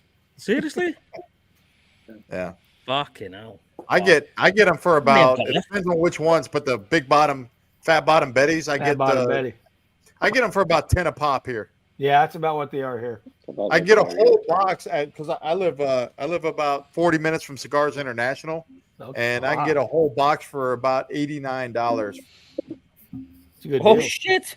That's Yeah, a good deal. yeah, definitely. There might be a little military discount in there, but you know. That's it, man. I've only got 4 left. Oh, Oh, there you go. they smell so good. Which ones did you There, which ones I've you got- take back, Stevie? So I took back the zeros. Like Okay. Yeah, Yeah, I can't read. yeah. We have a ride tomorrow delivering turkeys and shit, but I'm going to a football game instead. You? So either way, I'll be cold. In my Cuban fucking humidor. You don't say. Yeah. My Amazon humidor. Oh yeah, that's right. You fuckers aren't allowed in Cuba, are you? Amazon Jonesy Brandon. That's still madness to me. You're not allowed in Cuba apart from going to the That's fucking mental. I got the one for the bike. There you the go. little one. Oh, you got a mobile And humidor, I got big boy for the house. dude. Nice. And that's all Pelican case stuff there. Actual humidor. That's $100 a piece. Yeah. Shit. Hang on, let me make you bigger. Do you have a link to where you ordered those from? I can send you that. Send me Oh, a it link. is as well. I Look, need to get air for door. one for door. What have you got in there? I got a couple in there. Oh, nice. Which ones are they? I think I have. You got any Sweet Janes? No. Actually, I don't have any Deadwoods in here. They're out in the truck. Boo. I got a stash in a truck I keep. I guarantee Brad got Sweet Jane. I guarantee he's got some. Yes, he does. See, they're like the best. truck. Oh, look at that! Another guy. Oh, shit. I got them everywhere. Fucking It's like, hell. you get a Jane right cigar, here. you get a cigar, you get You a got cigar. one? Nice. The wife's Yeah. leaving me unattended tomorrow and Sunday, so I'm gonna have to fire up the grill and crack open the bottle, throw the steak on. And You're allowed to play with matches when you don't have adult supervision? Jeez, lucky you. Yeah. Are you not Rob? No. Oh, when my wife goes away, she usually puts a schedule together of the kids to come check on me. Yeah. Well, yeah. I Do normally you have get honey, a copy of the schedule so you can work around it? Yeah, something like that, yeah. the honey-do list. You So get a you can honey-do go- list. Not really, but it's more of they're coming to make sure I eat and stuff like that. I'm like, it was just weird. Eat food instead of drink beer for dinner. Busted. I didn't Actually- know you were a bad guy from Batman. Two-Face, Fuck. huh? What the hell happened there? Shit. Fucking, it's Two-Face from Batman. He's in the Matrix. Let me He's kick really you out. he's an AI generation, you know. I'm gonna kick you out and bring you back in. Well, Man, you got the twin on there. fucking- What if you He's got a forget to bring twin. it back again? Then he's like, hey, wait a minute. Has he sorted Actually, it? what I was thinking about doing, Grant, was There we making go. your jambalaya on the grill tomorrow. Oh, let me know how Jambalaya. it turns out, dude. Let me know how it turns That out. recipe, yeah, I'm gonna try that recipe with something. I'm going to one of the Service Academy football games tomorrow. Wife hooked me up. Got a new jersey here. So Oh, hang on. There you go. Give me a sec. I don't work that quick. Semper fucking fi. yep, and then with the Eagle Globe and Anchor on the sleeve there. Nice. So and then on the front. Oh, So if is you that didn't know, the Marine Corps is a Department of Navy, and all Marine Corps officers go through the Naval Academy. So is that taboo to have Navy on the front instead of Marines? yeah, Marine Corps officers also go to Naval Academy as well because the Marine Corps don't have their own. So they decide which direction they want to go after their junior year in college. They decide their senior year whether they want to go Marine or go Navy while they're at the Naval Academy. So Marines always support Naval Academy. Got you. So let me ask you: is it kind of like when someone says, "What were you in?" You obviously you say the Marines, but if someone says, "Oh, you were in the Navy," you'd go, "No, the men's department." Would you say you were in the Navy? Or would you say you were in the fucking Marines? I'll say I was in the Marines or the men's department of the Navy. Men's department. How is it weird? Because obviously I'm totally blasé about the whole Marines thing. Isn't there women in the Marines? Yeah, there's women. What do they do? Not much. Doesn't the Navy give them? That was an opportunity to say kick your ass, but fair enough. Yeah, exactly. Yeah, you missed that fucker.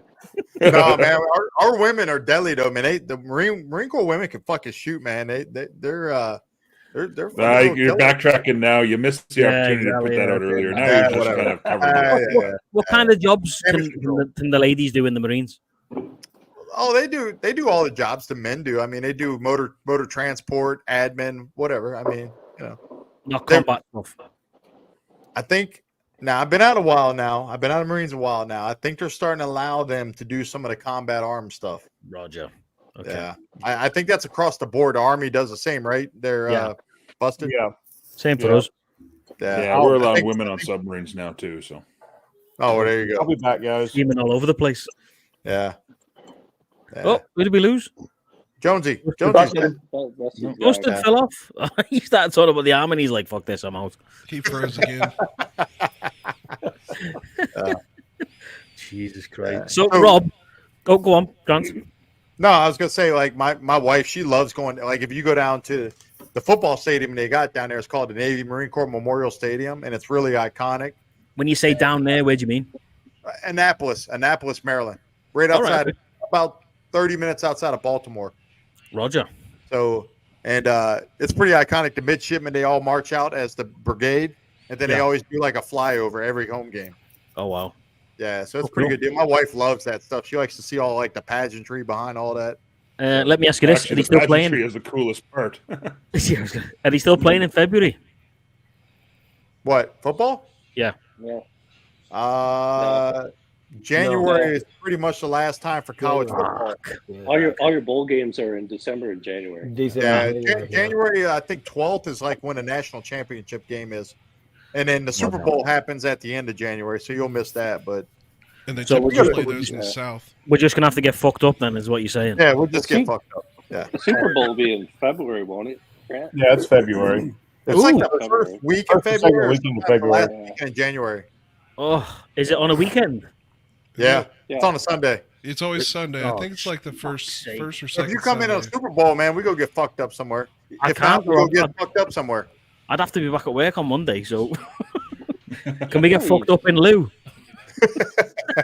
All you gotta do is be there physically. You don't have to be there mentally necessarily. Well, I kind of do. Different from normal in what way? I'm flying planes, multi-million-dollar planes. I need to be there physically and mentally. Fly in the building. Super Bowl is February 11th next year. Say again? What's that? Super Bowl is February 11th next year. Oh, that's late. Oh, fuck. Oh, we could definitely do that. February. Yeah. We'll go get fucked up somewhere. Don't worry. Yeah. I know who's I playing. think the following Saturday is the Usyk Fury fight. Oh, that is. You're right. February 17th, they signed the contract. There we go, mate. That's fucking. Let's do that. We got to do that for sure. Is that a Saturday night? About that. Yep. Oh, let's have it. that fucking sausage is going to get his ass whooped. Who are you talking about? Fury? No. Oh, the other guy. Usyk, not greedy belly, but the sausage. Greedy belly. Yeah, Tyson Fury, the greedy belly. Greedy belly. Have you seen on Instagram the audio that people are using where he's saying? So people are putting it with dogs, and he's going, I will fuck you up, cunt. No, you got to see the press conference between them two. It's fucking hilarious. Oh, really? Hey, he's like, yeah, Fury's like, I came here to pick a fucking fight. He's like, I do my fucking talking in the ring. He's like, no, pick a fucking fight. He's brilliant, mate. He is your typical northern geezer. Hey, Nagano almost fucking whooped that ass though. Yeah. I was just trying not to get hurt in that fight. He didn't train for that fucking fight. He took that fight lightly and almost got his ass beat. Have you seen that on Netflix? The thing about Fury on Netflix. It's pretty cool. Yeah, he's fucking crazy, man. Yeah, he's he's a proper gyppo, like he's a gypsy. Fucking twinkly fucking cupboards in his kitchen and that. Yeah. He's fucking loud, man. Loud. He is. Yeah, he is. Yeah. Totally. But whoever wins that fight unifies. It'll be the undisputed heavyweight champion for the first time since 1999 when Lennox Lewis had it. I was going to say, yeah, the last guy to have that was a British guy. Yeah. Yeah, it was Lewis. Yep. Lennox Lewis. Didn't he fight as a Canadian though? Yeah, he fought for us in the Olympics. Come on. Yeah, exactly. Yeah, in the Olympics he was, but after that, when he turned professional, he fought for the. Right. Yeah, it's been a good year in boxing for sure. Like great year so far. There's another good fight coming on Thanksgiving night. It'll be David Benavidez will be fighting Demetrius Andres. That's gonna be a good fucking fight too. So boxing's coming back pretty good this year. Well, that's because MMA has really kind of watered everything down. There's just too many fighters in MMA now. Yeah, because MMA signed a fucking contract with Bud Light. Yeah, they fucked up with that one. Yeah. So what, are we gonna have a dude decide he wants to be fighting the women's division? I'd still get my ass kicked, so it won't be me. Yeah, I'm shifting all of my attention back to the coaching side now. I don't have to get hit anymore. I don't know. You could have a run in the women's division. Put a wig on. Yeah, no.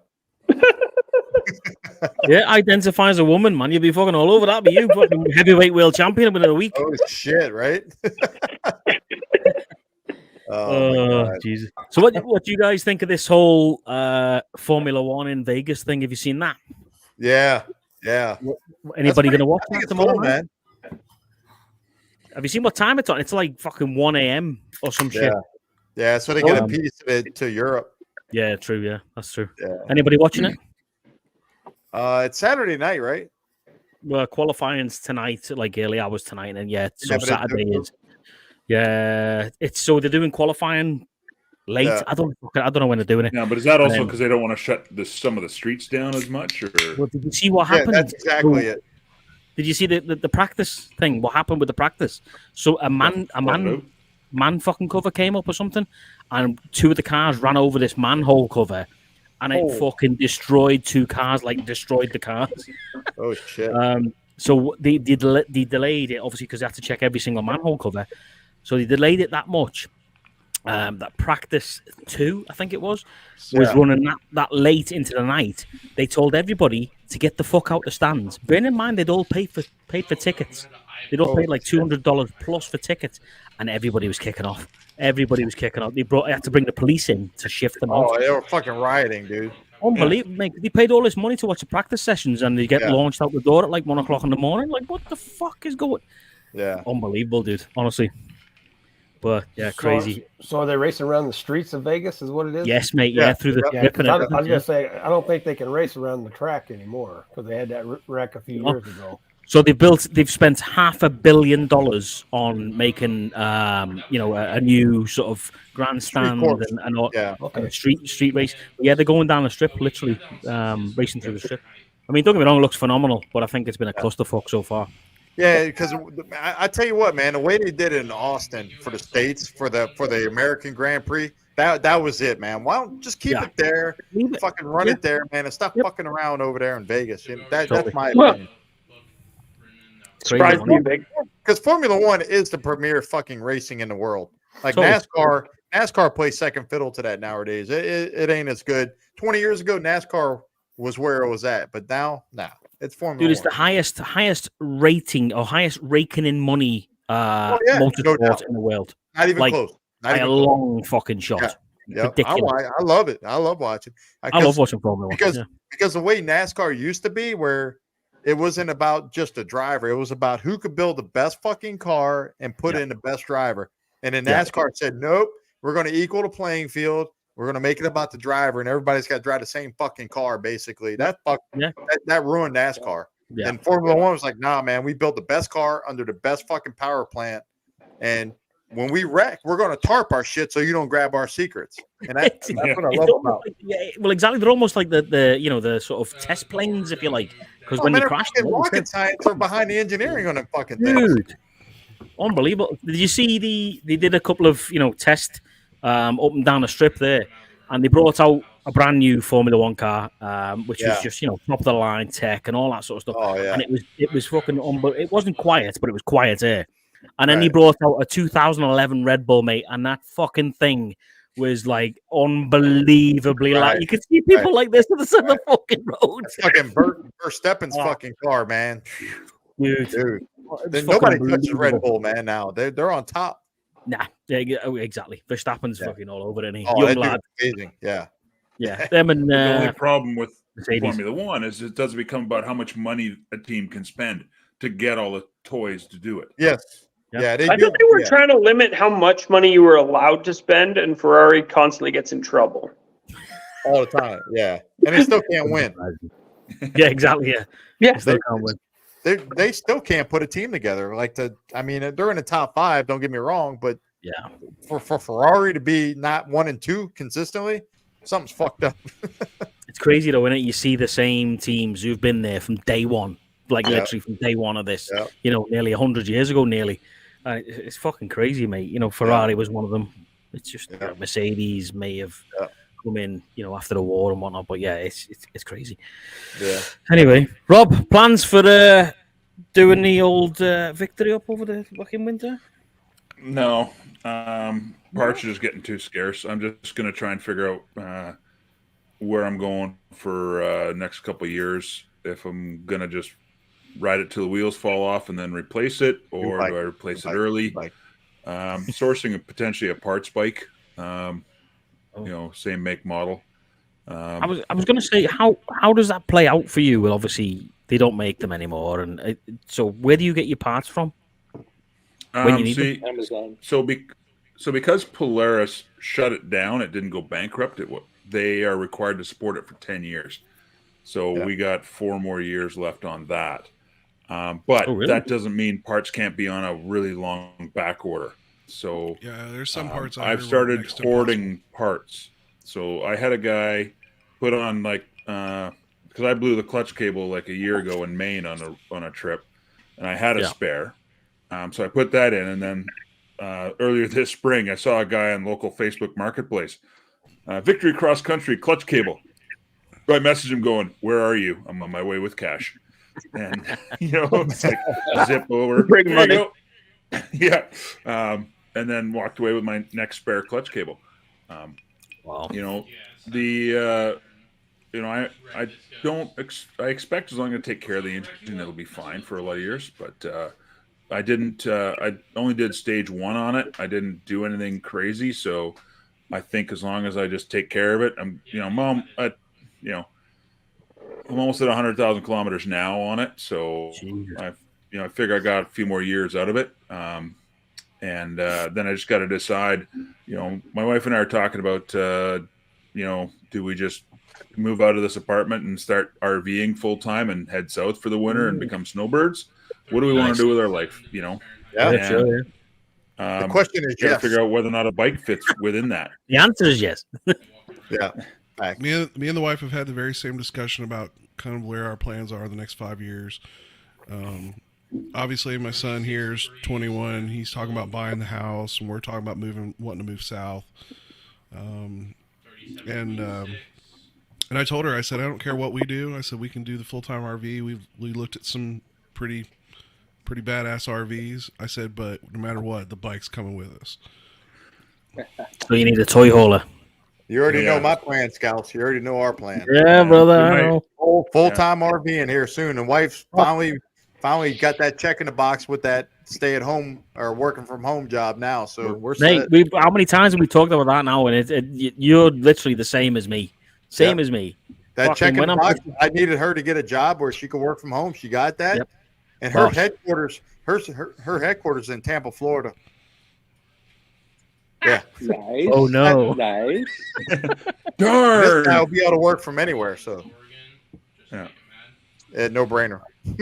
I'm just going to do a couple of shout outs on Instagram and say to people that we're still doing this. So, Brad, you're in charge. Oh shit. There you go.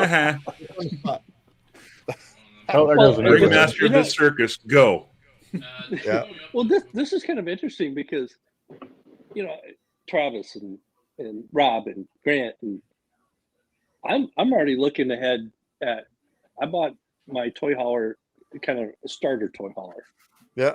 But I'm already looking ahead because I'm thinking 5 years. Check the box, right? So, what do you want to have when you're retired to travel? I'm with travel. The bike's going to go with me no matter what. Fucking hell, yeah. But I also have to then replace the bike as part of my expenses. That becomes the problem. Is buying the truck, trailer, and a bike. So I got to figure out what my plan and timeline is going to be. If I'm going to do the bike first, then trailer, or how I'm going to do all that. I know, Rob. You mentioned that's the correct order because you're so tall. I mean, you've ridden Harleys, but wasn't it the fit was a challenge for you? Yes, that's my biggest problem. Is if I sit on a Harley, I'm like a monkey fucking a football because I'm sitting like this. Even with an extended seat and all that. Even with the extended seats, it's still a bit of a problem. It's just I have to spend so much money to customize a Harley so I fit on it. Yeah, I got you. I think I priced it out. It was little. It was over $8,000. I'm 6'5". Shit. Yeah. Well, but you're talking to retrofit a new one, or? No, I'm probably just going to get a Challenger. That's because I fit on those just because that's a Victory cross country and a different coke. Yeah. Brad, me and the wife when we started talking about the whole RV thing, living full time, there was the discussion: do we get a truck, a toy hauler, and whatever? And honestly, to me, I'm almost more to spend the money and get a big driving RV and a small trailer to put the bike in. Just because if you really look at the costs, you best you got a 7-year loan on an $80,000 truck, and then you got a 12 to 15 year loan on a $150,000 toy hauler if you're getting a big one. Jesus. For $250,000. You get a full driving RV, that with pull-out slides, and you can sit back in comfort because that's the thing in a pull behind. You can't live in it while you're driving, so you're stuck in the truck. So yeah, well, that becomes now your. The question I would ask pose to you about that is: then when you get to the other end, other than the bike, are you going to be driving any other vehicle for your kind of daily commutes? Right, and that was the question. That's the give and take, though. Right. Yeah, because that comes down to your lifestyle and how much are you going to be driving. Because my wife and I are talking about that, saying if we're going to take our trailer, go somewhere, and we're going to park for a month. Yeah, right? See us. I already have the truck, and we're going to get a travel trailer so we can unhook the truck to take it to go do whatever we need to do, and we have that ability to go grab groceries or whatever the fuck. So. Yeah. So I guess I'm one step up having the truck already. Just need to find a trailer now. That's a challenge. So like Grant, you and I both have half-ton pickups. Yep. And so most people don't understand the gross vehicle weight rating and the hitch rating.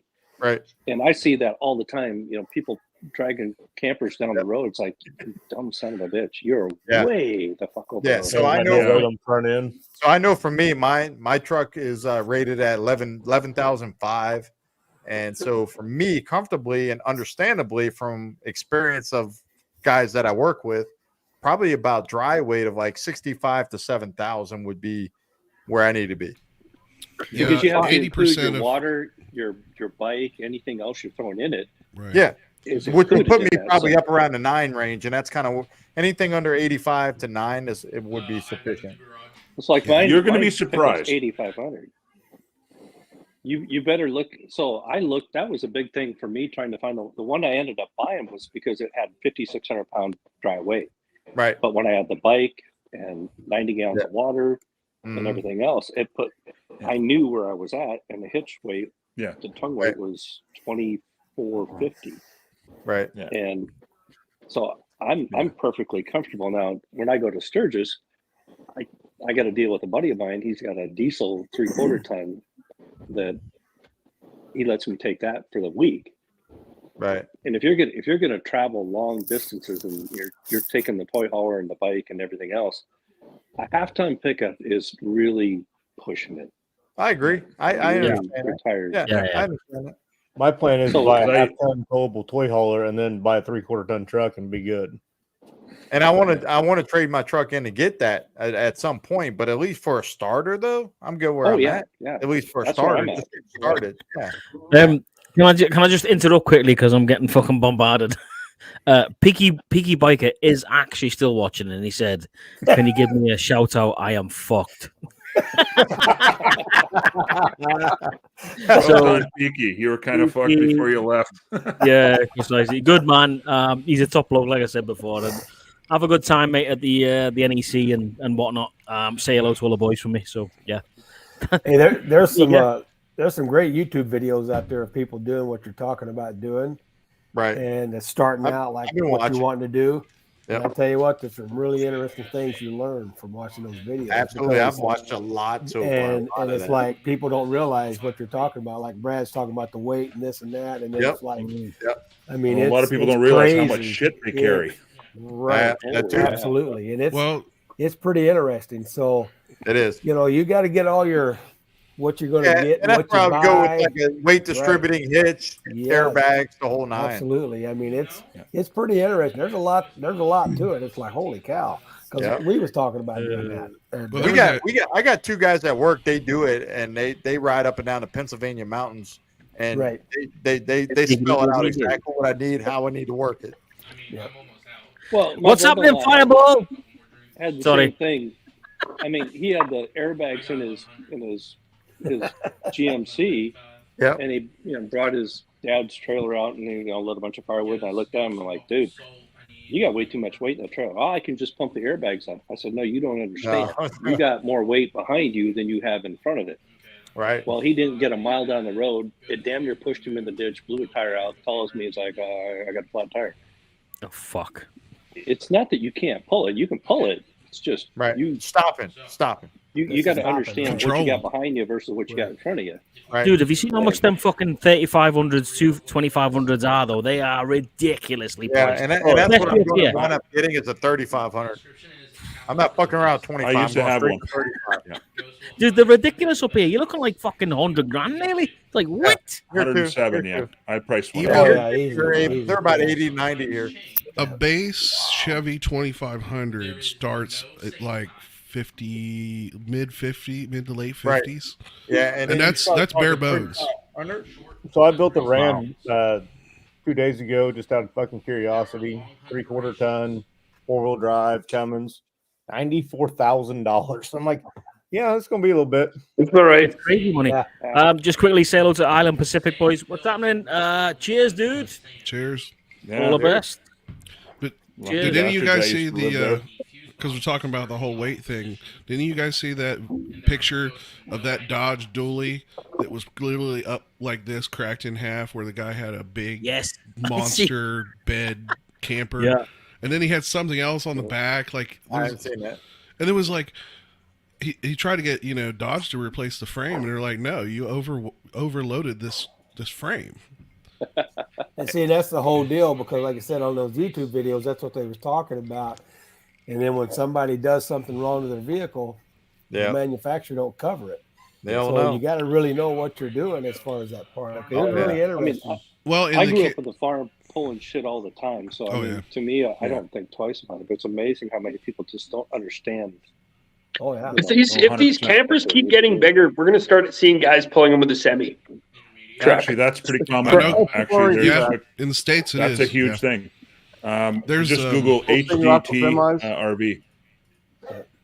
You can actually buy in the States right now. You can buy a single axle semi tractor cheaper than you can buy a 3/4 ton pickup 4-wheel drive with a diesel engine. Yep. But the problem with the semi tractor, and that's why a lot of people are doing drive so many hours a day. Well, that's not true either. No, only if that's commercial use. Yeah, commercial use, but there's also if you so there's a well, weight I know thing. a lot of guys that used to race dirt tracks and they had semis and they got rid of them. They're not commercial use; they're just racing. No. But they are considered commercial if you're racing. Yes, racing is considered a business. Okay. Single axle tractor. She's upset. I got you. Yeah. But you have to register for under 26,000 gross. That's the other. That's the other. Right. track. That's what gets you is when you get to the double axles. Combination. 26,000 combination, not single, but combination, meaning a tractor and a trailer. Right. So your tractor, when you add that second axle to it, that's where the whole weight thing comes in. Then when you put the sleeper camper on it, and the cab on it, just a single cab. You go from axle. Class B to Class A. Yeah. So I work in the transportation industry, so I definitely know the ins and outs. I have a CDL, so Class A CDL. Yeah. So and up until a few years ago, if you had air brakes, that required at least a B class. Now, as long as you're under the 26,000 gross registered, even though technically it can pull more than that, you no longer have to have it. Have to have the CDL endorsement. No, we have to have an air brake endorsement up here. It doesn't fucking matter. What's up, man? They did away with it. He caught me getting cool. Oh, what's up, Sean? I just wanted to pop in and say thanks for the kind words a while ago. No. Yeah, man. Oh, good, dude. Yeah, well, I was hanging out with the wife, and I had to get permission to come up to my man cave. So that's the truth. Yeah. Hey, don't we all? Yeah. Fact. I'm just waiting until they come out with a drone big enough we can pull the camper with the drone. Then we don't have to fucking worry about it. I've got a fucking drone big enough that'll pull your camper. Steve, you need to work on that. Hey, Scouts, look up F650. There's the truck. F6 fucking 50. 650. What? You guys came back in and you guys are talking about semis and stuff. I'm like, what? Yeah. The bike thing's over. I guess we're talking semis and trailers now. Jesus fucking Christ.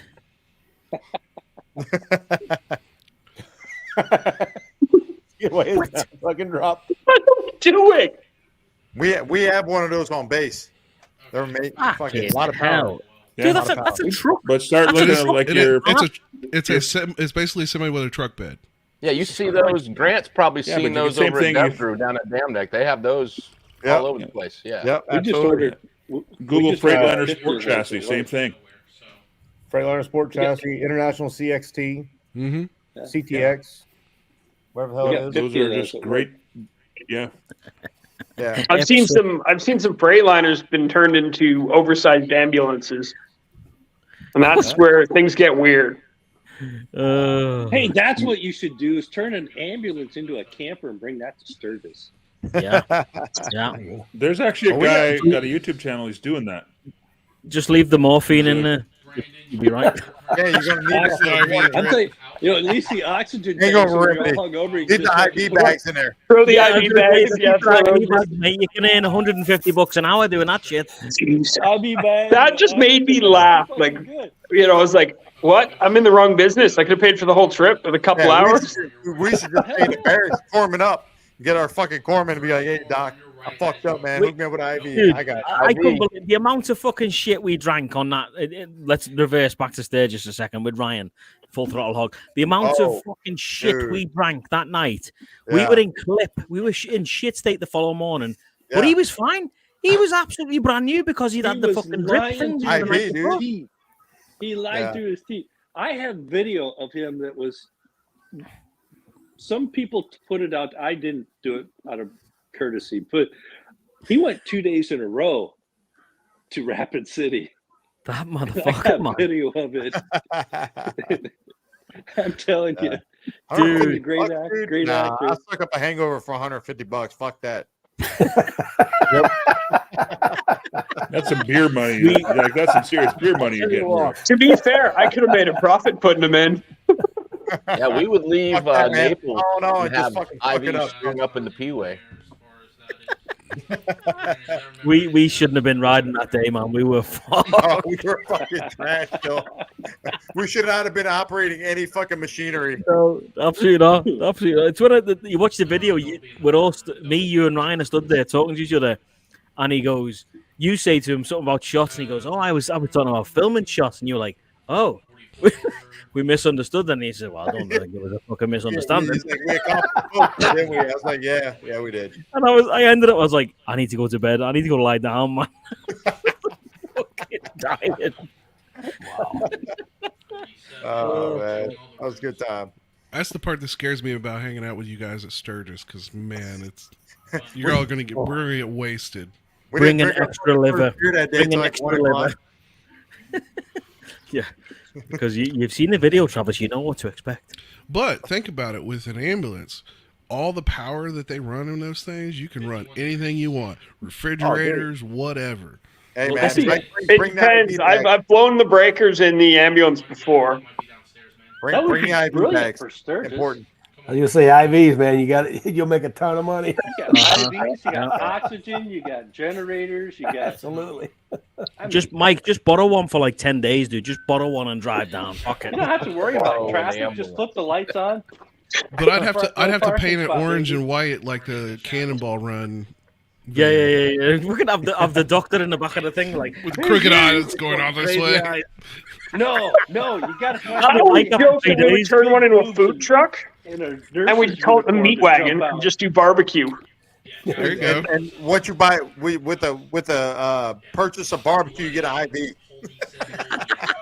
That'd be the most expensive. With every brisket, you get a fucking morphine shot. Actually, you the know what's, lineup would be round the block. what's funny is I don't remember where I saw it, but there was a place that did like a medical themed bar, and it was like you'd get the IV bag, but it was like a bong, basically. Fucking hell. Yep. Bad. So bad. Sean, So bad. Yo, you seen that jersey I got? I did, man. That's a nice jersey, man. Yeah, man. How about that shit? Wife came through on that one. She did, absolutely. Yeah, I was like, wow. All right, I'm sporting this tomorrow. I think I got a buddy going to that game tomorrow. Yeah. I'm not sure. He's asked They me got to go. win. So they got to win the last, looks like 2 out of 3 to get bowl eligible. So hopefully they'll pull this one off. Yeah. Who they playing? East Carolina. So they should be able to win that one. And then they got SMU in the Army Navy game. Yeah, Army Army Navy game Navy's in Boston, right? It's in Foxborough. I think it is. Yeah. That's fucking weird, man. Have you ever heard of that before? They're starting to move it around. I think they're trying to do the whole neutral ground thing. All right. Yeah. I But, heard, Boston with the Constitution, I mean, that's a Navy town. So I there mean, you go. There you go. Yeah. And then I heard I'm going to Boston on Monday. the following year they're going to move it down to DC. Yeah. So that's interesting too. Yeah. Hopefully get a ticket because that's a big fucking stadium. That's a hard Yeah. ticket to get. The tickets for the Army Navy game, if you guys didn't know, In February, right? If you guys didn't know, our ticket for the Army Navy game routinely goes for about $800-900 a pop. Damn. Oh, seriously? Oh shit! Here we go. Here we go. Is this year? Was that the night we're doing shots? Yeah. Okay, well, we found the secondary stairs. Just the tip. That was great.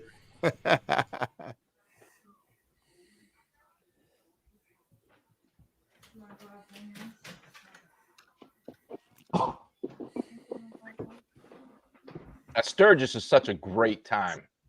Oh yeah, yeah. We went big. went pretty hard that night there, pal. Fucking Crown Royal. That's right, because you guys are hurting the next day when we met up for the fuck it, we're doing it anyway, right?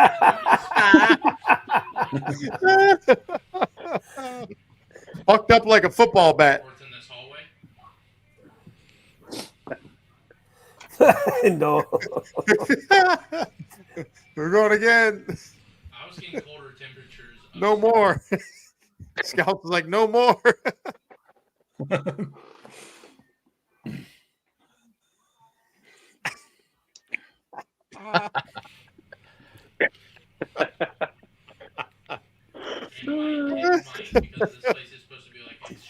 The golf cart ride to the. Was that Papa Roach played that night? Yeah, they were good. Were you guys camping at the Buffalo? Yes. And tent camping, by the way, with lack of 4 hours sleep a night. I couldn't do that. I don't understand the problem. I didn't have any problem sleeping there. Honestly, I didn't. Enough alcohol, anybody will sleep. I didn't drink that much while I was there. Fuck, I couldn't afford to. At $12 a fucking beer. Oh, we drank. Well, you ain't lying there. Woo. There's that a boy. That's why. That's why I drink at home. There. It's cheaper. 64 degrees. If I get my next.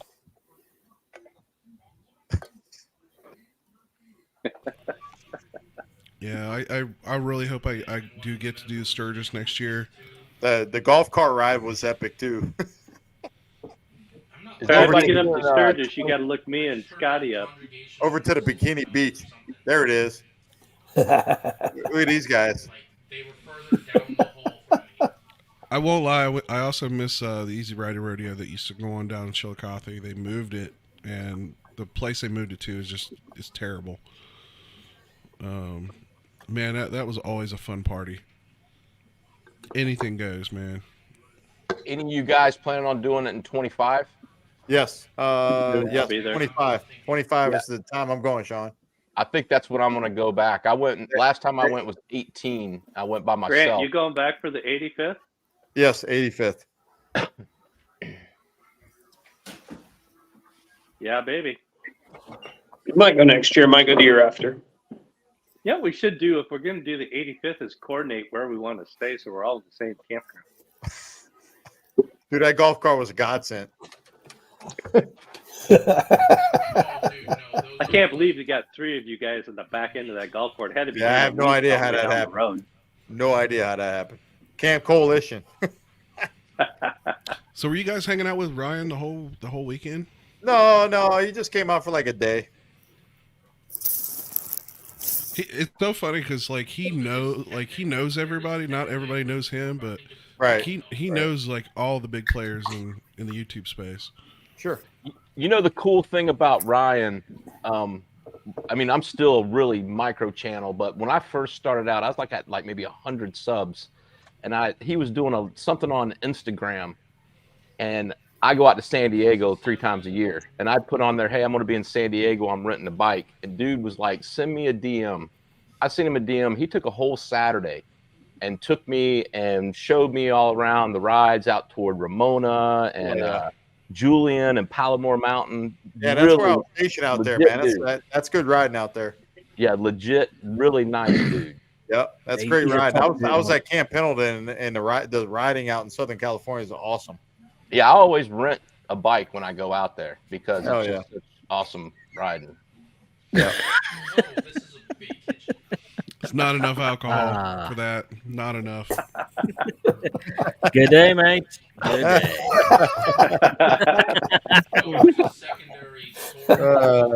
Fucking peaky. My truck is massive. No, I've chatted with Ryan a little bit on a live stream on a group that I'm a part of that does different classes, things like that, where they and I got to also do a private chat with him a while back, and he seemed like a really cool dude. Like he's a really cool dude, man. Straightforward. Yeah. He's a good guy. Yeah. Yeah. Yeah. I got a lot of good footage of him and I at Milwaukee that I need to finish editing that. Probably put that out. But Nice. To be I fair, didn't man, I don't think Thanksgiving and Christmas. I can't wait to see all the people drinking all the Budweiser up there because that was all they had to drink up there, right? As long as it's not Bud Light, it's all right, right? exactly. Yeah, apparently so. Yeah. I don't think Ryan knew what hit him when he came out on the beer with us. He's like, Right. I don't think he expected to be as fucked up as he was. To be honest. I wonder how many people actually got fired over that deal. That was anybody that thought that was a good idea was an idiot. No. Yeah. Well, we thought it was a good idea to go. Listen, to guys, do I'm the- going to jet because. Anyway, like, oh, you're off, Rob. Yeah. Yeah, Good night, well, Rob. I'm actually I'm taking a few days off next week, so I'm brewing a beer tomorrow, so I can get a few things Nice. done ahead. So I'm going to work in the morning. So, but Oh, well, appreciate you coming in, mate. Enjoy Yeah, buddy. yourself. Take care, Rob. Cheers, Rob. Guys, make sure you go and See you check guys. out Rob's channel, please. Dead Note, and go find him on YouTube. Cheers, Rob. Take it easy, buddy. Yeah. Hey, on that note, I'm getting ready to bail too because I got to be up early for that game tomorrow. So Roger that, mate. yeah. Roger that. So Getting ready to bail. Hey, before you go, Grant, are you going to do Laconia? no, not in the plan. OC only next year. Okay, I'm hoping to make OC. If it's not, last year it conflicted with the work travel. So Yeah. So Laconia probably will conflict, but OC we're already locked in for Airbnb on 45th, 46th Street, something like that. yeah, it's like a 3-hour ride for me. So I just Yeah, need to go up today. same 3 hours. Yeah. 3.5. Yeah. So isn't that Gettysburg not far from you, Grant? I'm about 25 minutes from Gettysburg. So I'll do Gettysburg and OC. Okay. Nice. Yeah. Well, so, all right, man. Well, mate, Sorry, great guys. to see you. yeah, man. Continue on, man, you, and man. have a great rest of your show. And it was You great too, catching mate. up to everybody, seeing you guys again because I know it's been a long time. My schedule's been fucking crazy, and All of us. like catching up with everybody, man. So have a great weekend, fellas. See you, Definitely, Grant. mate. You too, pal. Take it Yeah, easy, mate. I'll see you soon. Grant. Boom. It's gone. Look at that. Fucking straight out.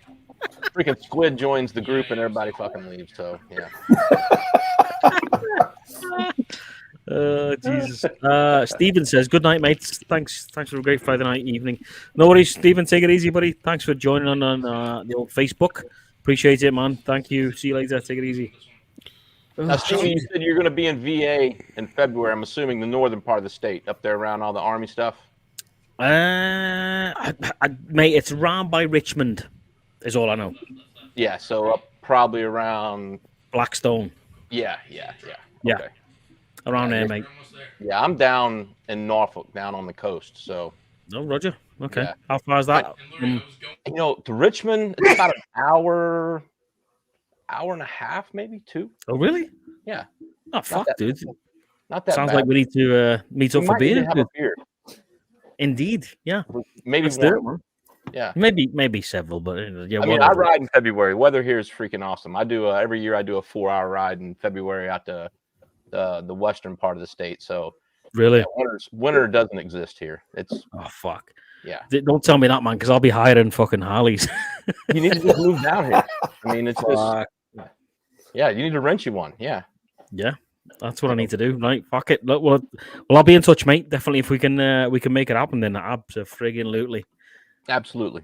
100%. Gals, how mate. much snow you got outside your door right now? How much snow? Yeah. Nothing, mate. It snowed 2 days ago.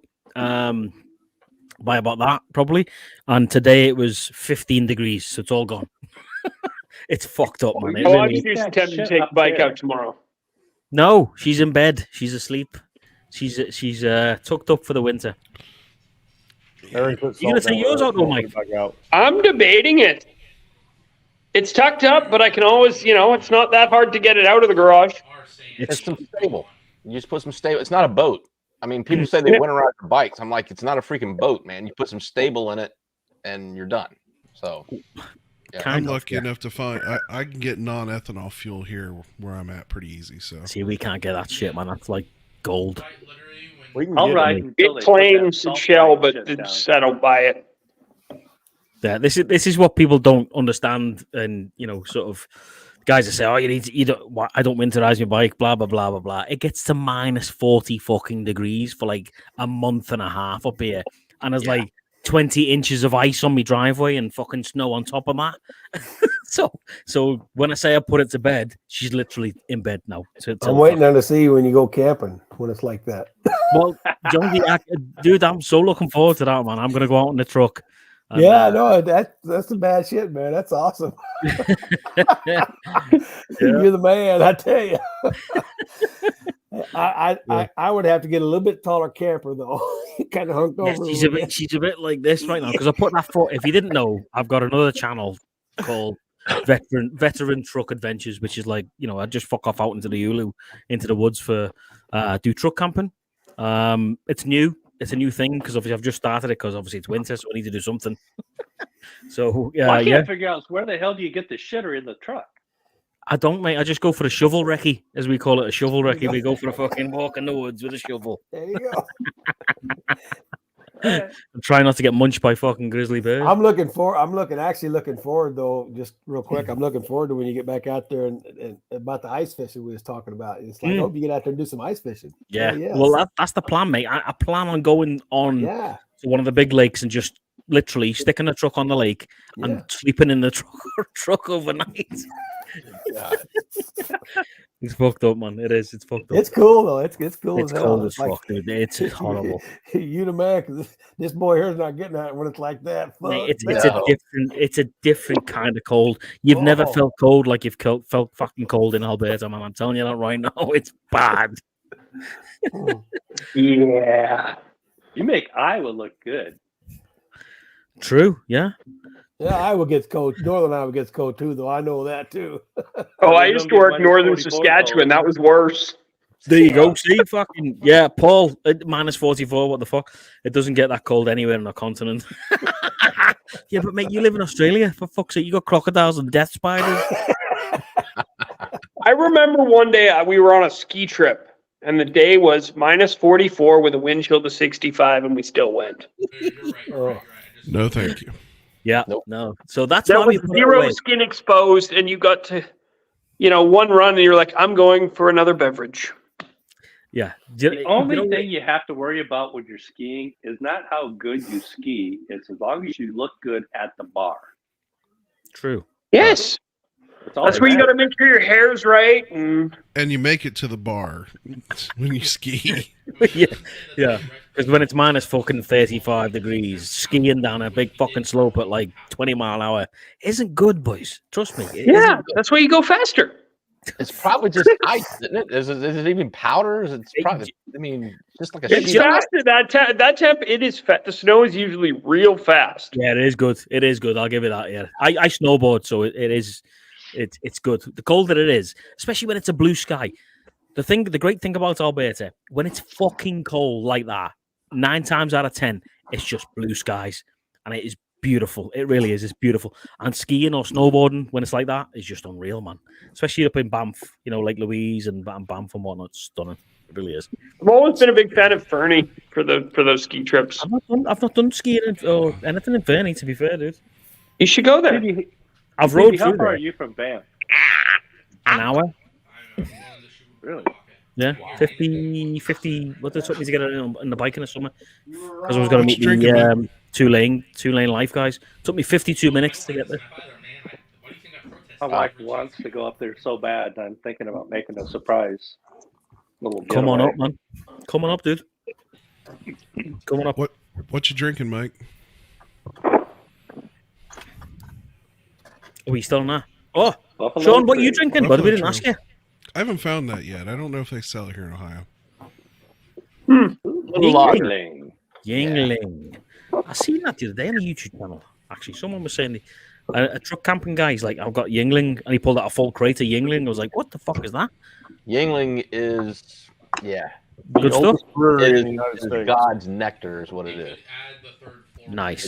I'll bring it next time, Brad. What's that? I'll bring it next time. Eagle Rare.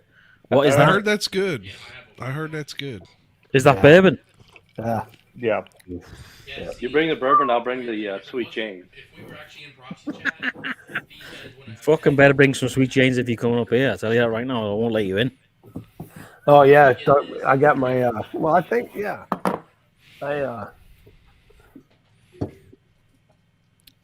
Jonesy, here in Ohio, we got Upside down. Mary Jane about to be legal. Is that a full box of Sweet Jane? Oh, Sweet Jane. Nice. A full box. You absolute asshole of the And century. then real quick, my older brother sent me this. This is he got Oh, it shit. come with some cigars and a cigar holder and a cutter, and it's like, well, hell yeah, rock on. Hell You yeah. make me jealous. You make me jealous. I love Sweet Janes, man. I do. I think they're the fucking best thing ever. Well, listen, cheers, boys. It's been a good good stream so far, so thank you very much. Oh, Cheers, everybody inside. Oh, fuck. So, Sean, yes. tell us about the bike, mate, and for those that don't know, about your channel and whatnot. I've got a 2016 Ultra. It's my third Harley. Bought it bone stock. About your channel and whatnot. It's pretty much bone stock right now.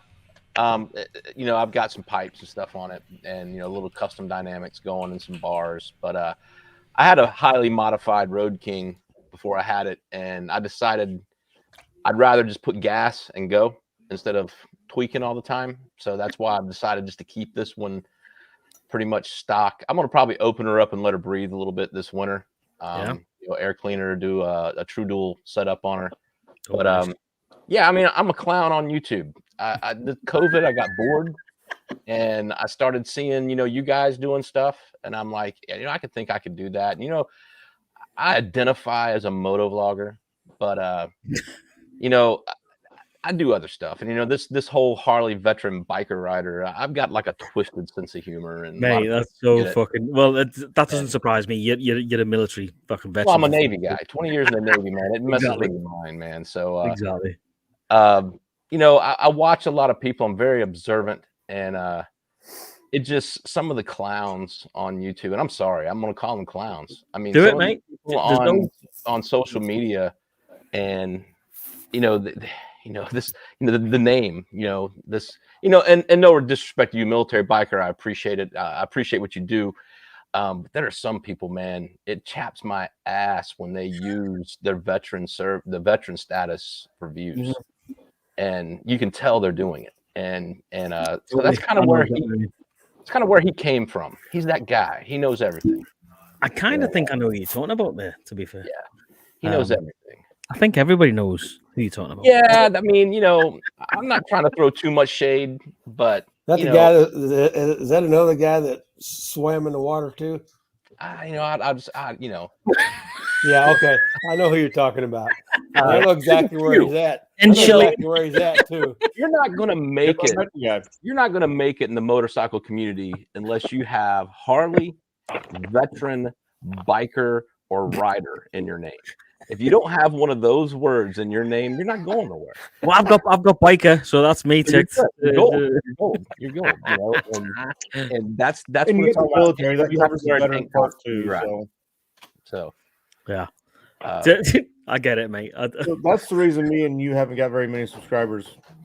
Yeah, I mean, I'm not gonna sit here and lie. We all want that slap on the back. We all want that pat on the back. You're doing well and stuff, but I'm just having a good time. And kind of like Grant, Grant was saying earlier, it's not fun anymore. And when it does that to me, I ain't doing it no more. I didn't put out a video that actually required editing for about 2 fucking months up until last Sunday. Yeah. I enjoy the editing. I'm learning. It's something to do. It's an excuse to ride my motorcycle. Yep. And, totally, mate. I like meeting people. That's the coolest part of this. Is you get to go out to meet that people. is absolutely the best part of it. Absolutely right.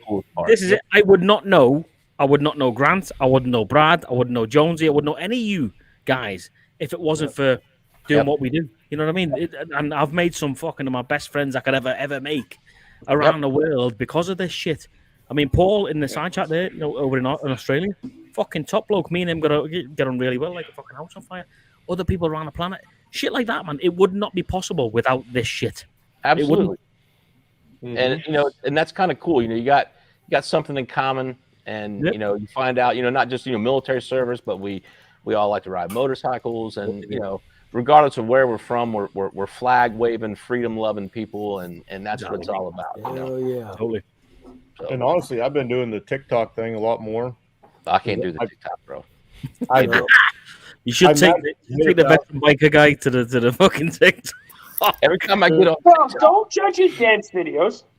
I get on TikTok and I'm sitting in my sweatpants like I'm in every night, and I'm a 52-year-old man sitting on his couch looking at 12-year-old girls dance on TikTok. That ain't right. That ain't right. You're on the wrong You side. got to do a registry for that. You know, I don't know what it is. It just keeps falling in my feed. So I don't know. See, Adventures of the Bearded Bobber said it right there, man. Friends for life with YouTuber is mental, but amazing. It is. It's both mental and amazing. Yep. Totally. 100%, man. But you know, besides the meeting, you know, not only meeting, you know, all the people I've met in this whole YouTube space, but getting to go and meet them in places and ride in places and share the road and share a meal, and you know, all those things are what makes this worth it. Like I put out maybe 20 videos or less a year, if that. I don't really care. I do it for fun. I do it for meeting people, and I've met some great people on the road. That's the whole point of even why I do YouTube at all. Totally. Honestly, the best thing, the first time I went to Sturgis, I thought it was wasn't Paul. the riding. Whitey, sorry, mate.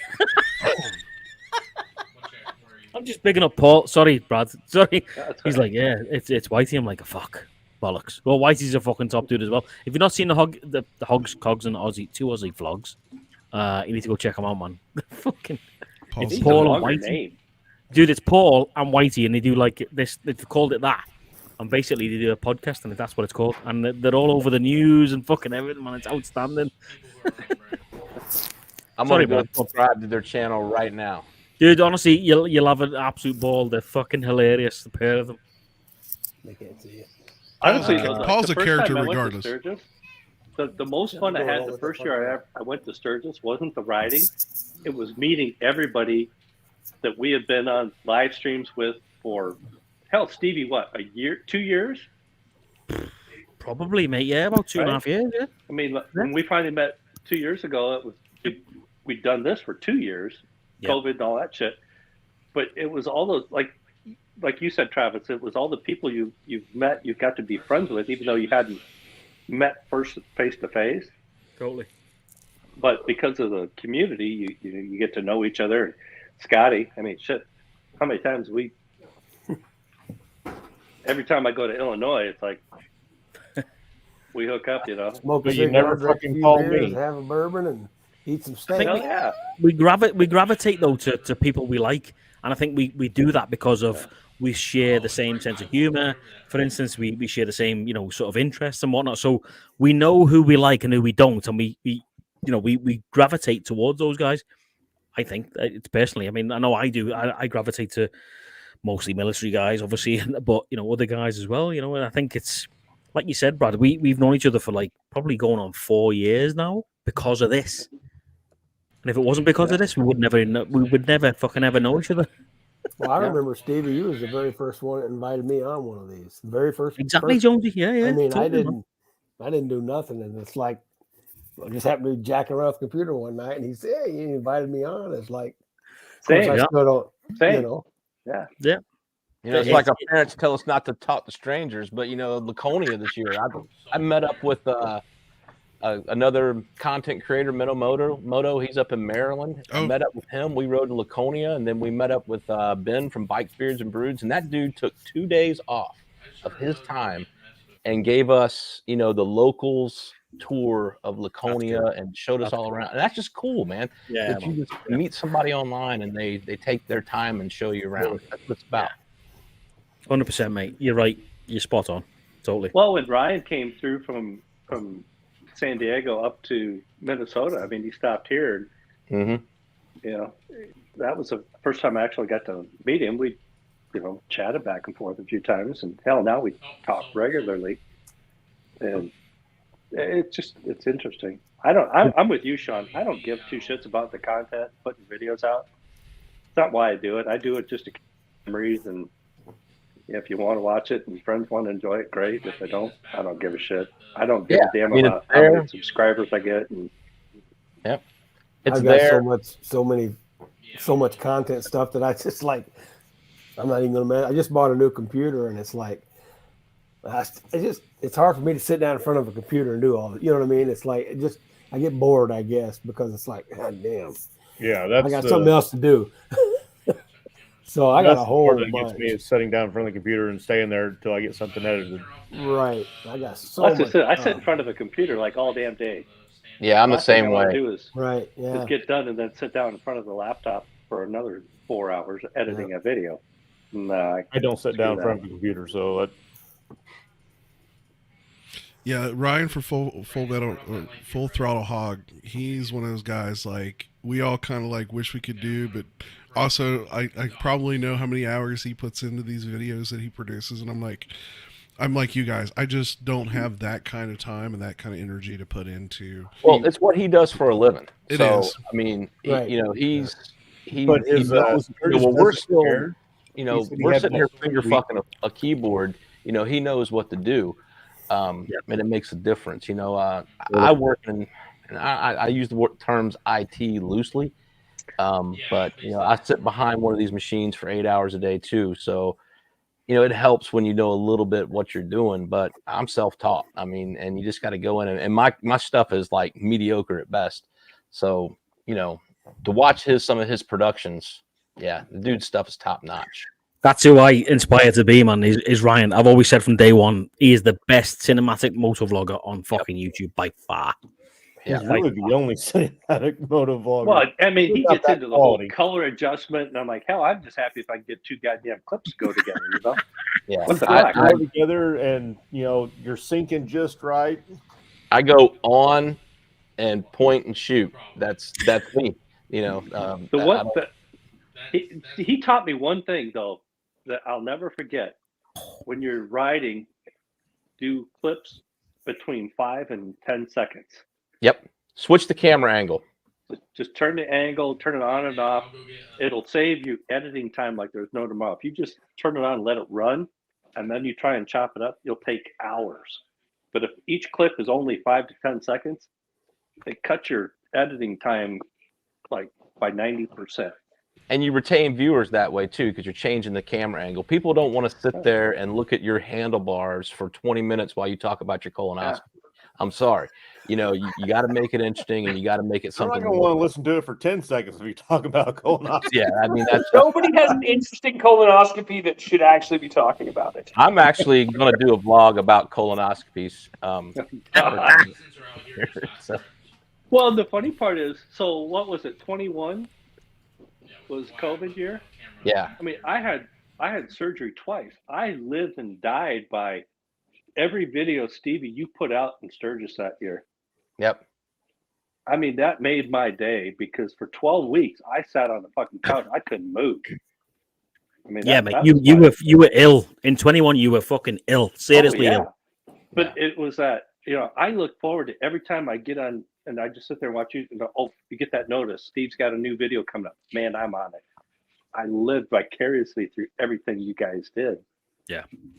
I got sick of watching lamestream media during all that mess. And it seemed like every time you turn on the news, it was freaking the world's dying. And that's why I went to YouTube. I couldn't watch it anymore. So I had no clue what motovlogging was until that time period. I mean, I've been riding a long time, and I had action cameras that I would strap on my helmet, but it was just, for me. I never thought about doing this. And, it kind of inspired me, but it just, there was so much trash, elsewhere. It was a good escape to go to YouTube and, stumbled across people like Stevie and, of course, the regulars. I think we all probably started with, the Shade Trees, the Her Two Wills, the stuff like that, the big channels. You started watching that. And now probably 90% of my time spent consuming, I watch smaller channels. Spend a lot of time watching, and I try to live by, if somebody takes the time to watch my video and leave me a comment and they're a content creator, I'm going to try to reciprocate that, because that's, a lot of people push Patreon and push all this stuff. And, you know, that's one of the things I will never ask a person for a dime. I'll take all the Kimimoto crap they want to send me, but I will never ask a viewer for a dime. And the best thing you can give a content creator is that view, that thumbs up, and more importantly, that comment. And that's why I say it in my videos, you know, if you don't feel like typing words, leave me an emoji. Just let me know you were here. That's all I want to know. I got to ask you, Sean, on that comment about the gear, because they hit me up recently and asked if they wanted to send me stuff, and it's like I appreciate it, but it was like at the time I do it, man. Do it. Take all the free crap you can get, man. It was funny. At first, Never I thought it was fake. Nothing free, and if it's garbage, say it's garbage. I mean, I just did a review on a headlight, and I reached out to Stevie on this because, come to find out, it's the freaking wholesaler that Advan Black's buying from. Hey, I told you, fucking shite. And it was garbage. It was straight trash. And I reached out to these people. When they sent it to me, I said, this is trash. I'm still going to do the review. Thanks for the headlight. It's sitting over there on the floor. It's never going in my bike again. But, you know, get it, do an honest review. And the key with it is, you know, they're going to want you to do something in 2 weeks. That's cool, but do a follow-up. Always do a follow-up for your viewers. So, you know, you get the cool gloves, tell them about the gloves, and then a year later, tell them how the gloves wore. You know, but yeah, all the free crap you can get, man, soak it up. These companies are making money off of us. Ask Brad what happened to that fucking Advan Black headlight. Hey, I know where you can get an Advan Black headlight cheap. Well, mine's going to the range with me still next. sitting out in my garage. Yeah. You know, it's funny. I actually bought the same one that Corey, aka Saddle Trap. Yes, Saddle Trap. I ended up getting the same one for my Ultra, and I love it. I mean, it's a solid headlight for. And it's from Advan? No, it's an eBay or not eBay, Amazon. Is it a YOLO? Look at the bottom of the light, and if it has a YOLO and then like a serial number, there's a big company out of China, and they're making all this crap for everybody. And you look on their websites, they're all YOLO. They wreak havoc on the canvas system. Harley canvas does not like it at all. Every light on my bike, mate, is custom dynamics. Every fucking light. Yeah, custom dynamics. That's the way I have a China tour pack bar, because I'm waiting on a custom dynamics one. Hey, custom dynamics, send me a tour pack bar. But you know, that's the only thing that I got. Hey, custom dynamics. If you're listening, I'll take a full lighting set. But I mean. To be fair, when Advan Black sent me that Fusion LED headlight, it's a great looking headlight. Like I said to you, beautiful. Great looking headlight, fantastic. After about a month, I started getting the red light on the dashboard, and I told you all this, mate, didn't I? I started getting a red light on the dashboard. I was like, "What the fuck is this?" Anyway, I just turn the bike off, restart the bike, gone, gone, and it was a great light. It was fantastic. And then when I went down to Sturgis this year. I was doing some work with the Rick Rack guys for the custom dynamics LED mirrors. Yeah. Anyway, once we finished filming the video, we turned the bike on, and within 10 seconds, all my lights, every single one of them would switch off. Yep. I was like, what the fuck? Anyway, we spent the next 40 minutes, 50 minutes, an hour probably, so, with all the guys at Rick Rack trying to figure out what the fuck was going on, where it was blowing, where the short was. Turns out it was in the wiring loom of the Advan Black Fusion headlight. So I picked this fucking headlight up, walked to literally the next line in Black Hills Harley Davidson, and I spoke to Alan, the guy who fucking runs Advan Black in America. I said, mate, this is what's just happened. And he went, I'll just send you a new one. Like, dude, I don't want a new one. I want you to figure out what the fuck's going on with the light. Yeah, don't worry about it. I'll send you a new one. I was like, nah, man, I'm good. Honestly, thank you. Sort the fuse out, sort the short out. Great height, great headlight, super bright, really good, beautiful. When it turns on, the little inner rings of the headlights turn on. Brrr, there it is. Yep, there you go. But it was almost like, yeah, whatever. I was like, what do you mean? What? That's like, nah. So I ended up putting a halo light back in from Custom Dynamics, and no dramas whatsoever. But if they can sort that fuse out, sort the short out, it could be a really good headlight. But I don't think they can. It's a Jeep headlight. They sent me the wrong instructions. It goes in a Jeep. It's a freaking Jeep headlight, and they're sending you a new pigtail to put it in your Harley. That's why it has that amber ring for a turn signal. Yeah. So, yeah. So no, and Al offered me fair play to Al, man. He's been. I'll be honest, he's been good to me. He has. Oh yeah. I know a lot of people have got some great things to say about Advan and you know their body parts. Yeah, 100%, mate. But the lights, no, thank you. I'll stay away from them. I'll stick with Custom Dynamics. Thank you. Custom Dynamics and what's the other one with the snake? Zero 3D. They're the two top end I would put on my bike. I wouldn't put fuck all else on there now. No way. Yeah, I put the I've got the Hogwarts headlight on mine, and they did really well by me. I got caught in the mother of all fucking rainstorms, and I got condensation in it. And the day after you left, Stevie, I went, and if they had the one on hand in Sturgis, they would have replaced it, but they were out. And he gave me an email. He's like, hey, just email and take this picture. I had a picture of it. 3 days later, they sent me a brand new one. No questions asked. I mean, they were really great. Who was that? Hogworks. Okay. That's actually who I have on my bike. They've been doing it a little while too. Determined Veterans giveaway for 15,000 or whatever it was. I'm still running a stock Harley headlight. I see just fine. So maybe one day when I get big dollars or a big sponsor, I'll get something crazy. I got lucky with because I took it from the Sportster and put it on the Dyna because they were the same size. I actually had one of the Harley Daymaker headlights, and it was a great headlight. Thank God I didn't pay for that. It came off a wrecked motorcycle that we found in a junkyard. So I think I got it for like $70 or something like that. And it was an actual Harley, like I said, it was an actual Harley one. But those are just made by JW Speaker for half the price. Pretty much. much. Put a Harley logo on it, it doubles it. Oh, triple probably. That's a fantastic point right there. Don't rush it. But yeah, like I said, I've been fairly pleased so far with the ones that Saddle Tramp did the review on. They make it, they're very very close to the Daymaker headlight that I had on my Dyna. So Cody's a top dude, man. Tramp is an absolute diamond geezer. As I we got say. to meet him this year. He's a pretty cool guy.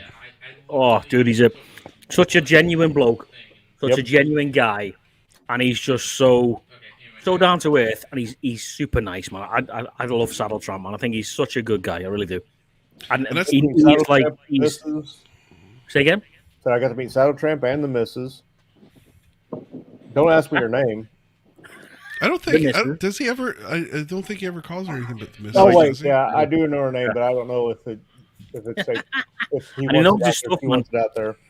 He knows his stuff. When he's working on sort of older Harleys, he knows his shit, man, inside out. That's Really the good. place you got to go when you go out to Sturgis. Is go hang out at Camp 5. If you haven't heard of Camp 5, it's between Sturgis and Deadwood, and it's the dispersed camping area, and that's where all those old heads hang out. Yes, yeah. They camp for free and stuff. They camp for free, and they're just out there freaking smoking pot and hanging out and having a good time, and it's all the vendors and stuff. And that's the place to go to hear the stories and embrace the culture. Yeah. Morning, Andy. Good to see you, mate. Thanks very much, pal, for joining in. But yeah, you're right, dude. That I seen a couple of guys doing that actually, where they just camp in the middle of the Black Hills. They're like, what the fucking hell's this? And then, they're just sitting there like Scooter Sam Scotty and whatnot. It's like, what the Randall Rides. That's what he does is disperse camping. Yeah, for free. Great. Yep. Yeah. He does it everywhere. Well, he does pay for a campsite from time to time, but he doesn't pay for a campsite like what we pay for at Sturgis. I mean, oh yeah, I imagine. I was going to do it when I went out, and then I kind of pushed out because I got to Ohio my first night, and found this place, and I was riding to it, and 4-lane goes to 2-lane, goes to no lane, goes to gravel, no cell phone signal, and I've got a 45 with about 30 rounds, and all I can think of is, boy, you got a pretty mouth. And I'm like, nah, I'm going out of here. Where was you at? Where was you at in Ohio? So, the hills have eyes. Yeah, that's not my speed there. So I went to the KOA. Nice. Safer there, bud. Yeah, I'd kind of Pretend under street lights. I'd kind of like to do what Jason, aka Mr. McStash, he bought one of those fold up motorcycle campers. Oh yeah, that thing's pretty cool. Yeah, he did a video here recently on it, and him and I are in the spring. We're gonna go camping at some point. I feel bad for the guy. He's had 2 accidents this season. Yeah. He one, he had a tire pretty much blow out on him on his Route 66 trip, and then here recently he got hit by another car while he was doing his. He does escort for funeral processions and stuff. So, but he just got a new bike because he cracked the frame on the old bike. Which, if you really think about it, this dude wrecked his bike, finished his Route 66 to California, rode the bike back, and then found out the frame had been cracked. Oh, Mr. McStash? Mr. McStash, yeah. So, but did he hit a fucking behemoth rabbit all the way down there? No, I just had a tire blowout on him, and yeah, I saw him and his wife here recently, and I said, don't take this the wrong way. I said, but I'm kind of glad you weren't with him, because she would have probably gotten really hurt. She would have really gotten thrown from the bike. I got to meet him this year too. Stevie, I'm just curious. When you hit that rabbit, how the hell did you have a warranty on your tire? I think it was a jackalope. I don't think it was. I think it was. Yeah, I think it fucking jackalope. I think it was the goddamn. Yeah, I don't know, but anyway, I seen it, mate, for like a split second. So, you know what it's like riding at night time. I was flat out, mate. I was doing 80 fucking mile an hour on a single road in the complete pitch dark of Montana backcountry. And I literally seen it for like a split second, and I thought, in that split second, my brain went, if you turn right now, if you try and fucking do that, you're gonna come off. So I just had to fucking hold on for sheer fucking life, literally. And I thought it was a rabbit, mate. It looked like a rabbit, but it was quite big, like spread across the road. So it might have been a coyote. It could have been fucking anything for all I know, mate. And I hit this. Montana could be absolutely. Yeah, totally, exactly. So. Fuck, man, it made one hell of a fucking bang. And as you've seen, if you've watched my Instagram over the last couple of weeks, you've seen it's damaged the under the bike, the casing of the primary and whatnot. So I don't think it was a rabbit. I think it was something fucking else, to be honest. But at the time, I thought it was a rabbit. But yeah, she blew she put a big fucking dent in the front tire. And do you know why I got away with that, Jonesy? I'll tell you flat out, mate, why I got away with the whole warranty thing. Because of Brian in the dealership in Montana. That's the only way. Because he classed it as road hazard. Okay. Yep. It's road hazard, and it was covered under the warranty, mate. And to be fair, mate, Brian at Grizzly Harley Davidson in fucking Billings, Montana. Yeah. Absolute diamond of a dude. He was an absolute top bloke, really ex-Marine. A Marine Corps veteran. We got talking, about veterans and whatnot, and he looked after me, mate. I rocked up at like 1 o'clock in the afternoon, I think it was, and he said to me when I first turned up, he's like, "You're not going to get in till about 8 o'clock tonight." I was like, "Fuck," because the place was rammed, mate, with people going down to Sturgis for new tires, servicing, blah blah blah blah blah. Anyway, I was there for 2.5 hours, man. He had me in, out with a brand new tire and warranty for the whole thing, mate. And honestly, I couldn't have thanked that dude enough. And when I go back down that way, I'll be dropping off a bottle of whiskey for him because he honestly looked after me, really, really did. Cool. And I think that's the thing that some even Harley dealers don't understand. Service is paramount. If you don't service your customer, you don't. It doesn't matter if they show up the one time or they show up 10 times. It's about the 20, 30, 50 other people that get told about how good or how bad a dealership is. Yeah, that's what matters. Yep. Not all of them understand that. So good. I got one dealership that I won't go back to for service. I'll go there for parts, but I won't go there for service. I had my bike had less than 1,000 miles on it. As soon as I hit that 500 mark, you're supposed to keep it under so many RPMs for. As soon as it rolled 501, I just fucking laid into the throttle. and about 80, it had a vibration in the front end. Good night, beard bobber. So I rolled back out of it. See ya, bro. Take Back it easy. in it. Same thing. All right, well, I'm kind of going this direction anyway, so I'll swing by Harley. Pull up to the dealership, walk into the service department. Kid, he looked like he was fucking 12. Can I help you? Yeah, I got a vibration in the front end of my bike. It's 21, it's under warranty. He goes, okay. He comes out, he sits on the bike, stands it up, pushes down on the handlebars twice, goes, feels all right to me.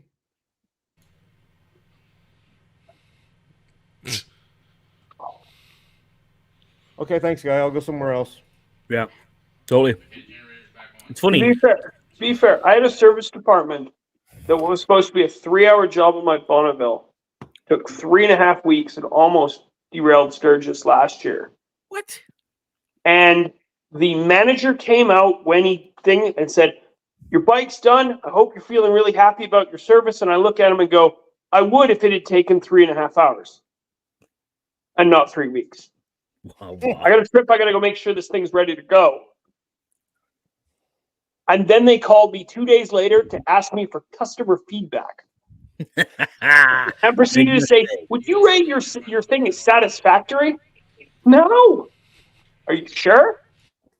Like, what are you doing? It's funny, isn't it? Because you talk about customer service. I'll give you an example, not the Harley related or bike related, but myself and Floyd, the guy that I ride with, most often now, went for a pint on Tuesday last week, I think it was, into some bar in Calgary.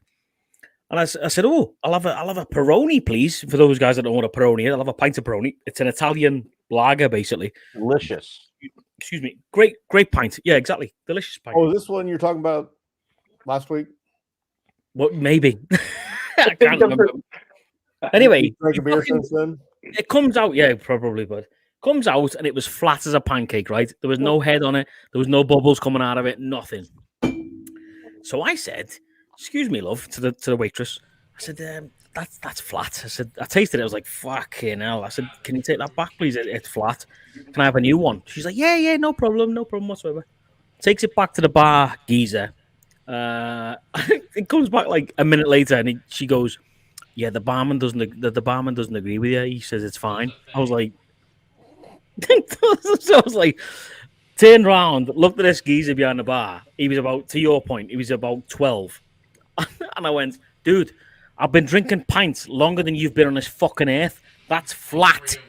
And he went, and he shook his head like that. I was like, "Are you fucking serious?" I was like, "Oh my God." Anyway, don't tell an English guy. Don't tell an Englishman that his pint's flat. I don't drink beer, and I would be able to look at one and know when it's flat. Like, dude, it tastes like dog shit. I have drank a million Peronis over the years in Europe. I was based in fucking Germany for like 15, 18 years. Drank tons of them. Gorgeous, really, really good pint. He's like, "Nah, it's not. Sorry, there's nothing wrong with that." I was like, "Are you having a laugh?" I was like, "You know what? Shove it up your ass." I said, "Go and get me a Coors, please. A Coors Banquet." The Coors Banquet comes back, and it's got a couple of bubbles coming out of it and a little tiny white rim of head on the top. I was like, "I ain't fucking doing this shit." So I just drank it anyway. But to your point, if you're going to put somebody behind the bar or behind service, they have to know what the fuck they're talking about, because otherwise you're going to get into situations like this. Brian, the guy behind the service till in Grizzly Harley, was top. He was, he fucking absolutely was an asset to that dealership, 100%. Totally. Well, the mileage on my bike is mean. I had the front bearing changed. I need the rear bearing changed. I'm pretty sure that's what it is, but I keep hearing a noise back there, and it was back. I don't know, before it got fall here. It was still. We had a hot day. It was. I don't know. It was hot for about a week. Anyway, the service guys went home about 2:00 in the afternoon. So I down in Peoria on the bike, and I went to the Harley shop there. And this noise is driving me insane. But like I said, I'm pretty sure I know what it is. So, but I had to go in there anyway. So I went in there and I told him, I said, "Hey, can you take this out for a ride?" "Well, I can't leave. All the service guys are gone." I said, "Well, drive it around the parking lot. You'll probably hear it." Yeah. So he takes it around the parking lot. He pulls it right in the shop, puts it on the lift, and lifts it up, and he starts grabbing all this other shit. Ain't got nothing to do with the rear bearing. He goes, well, I think I can hear the noise. I said, I've never heard nothing up here where you're pointing at. I said, it's always back here in the back.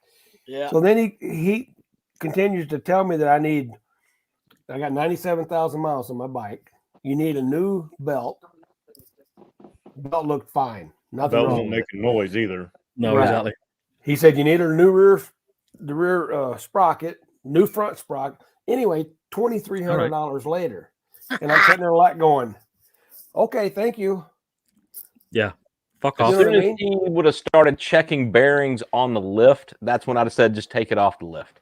I mean, Yeah. it's like You know, right, I you mean, take the wheel off, you can check them, but Right. if it's on the lift, unless you ride it or spin the wheel, Exactly. that's it. Or I mean, Right. you can grab a hold of the hub. If the hub's hot, you got a bad bearing. right, Yeah. and like I said, I'm pretty sure because that many miles on it's never been changed, so I'm pretty sure it's probably the bearing. And Now there is inside your rear sprocket, HD. there's some plastic in there that has to be replaced. I can't remember what that's called. It's like a little compensator inside that rear sprocket that should be done a little more often than the belt. But it's easy. When you pull the wheel, the sprocket comes Push off drive. and it just falls out. There's nothing to it. well, and I've talked to a lot of these. I mean, I got a lot of old buddies that's a lot older than I am, old school bikers, and they ride their bikes. They said, if you don't go out and beat on your bike, and them belts will last you a lifetime. Yep, you They're take not- care they're of it. not go- right. They're not going nowhere. They'll last you a lifetime.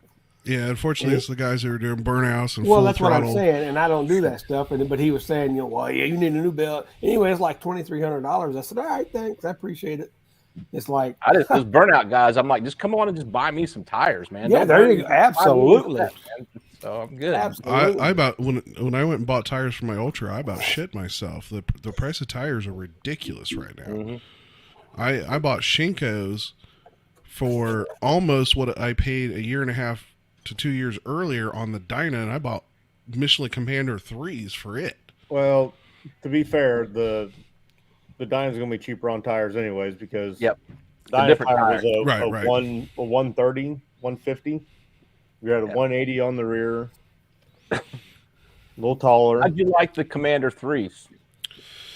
So here's anybody that asked me that question. Here's basically my review. The Commander 3s are a great dry at gripping tire. They do very well in the wet, and they're very predictable, but they do have a little bit of a quirk to them in the wet. But as far as dry, they're great. They're absolutely phenomenal in the dry. My last set, I ran Commander 3s, and they cupped really early on me. I got 15K out of them, but I want to say right around 13 is when it started cupping. So I went back to the old Dunlop Harley bar and shield Dunlop tires. I ran Dunlops on the Sportster. They're an okay tire. They're a very hard compound tire, so they don't grip quite as well, but they're, again, very predictable tire.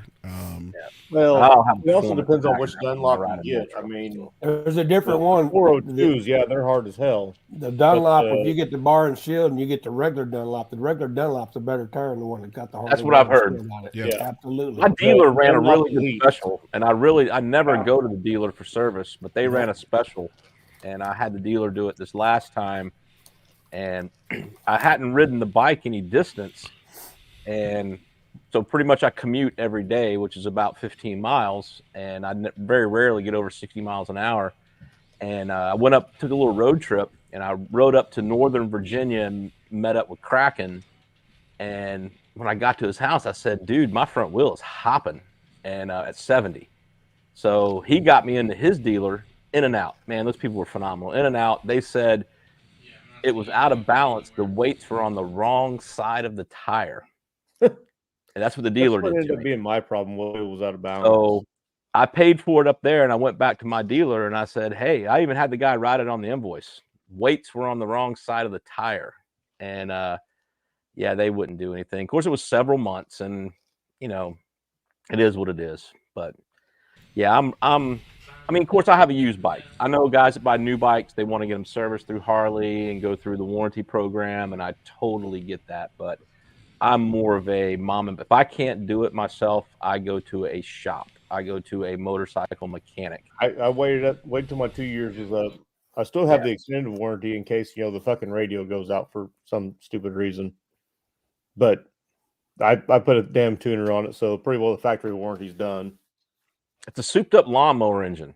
I mean, get your service manual. It's not. I mean, it's basically what it is. It's Oh yeah. At least Well, the it's twin. interesting.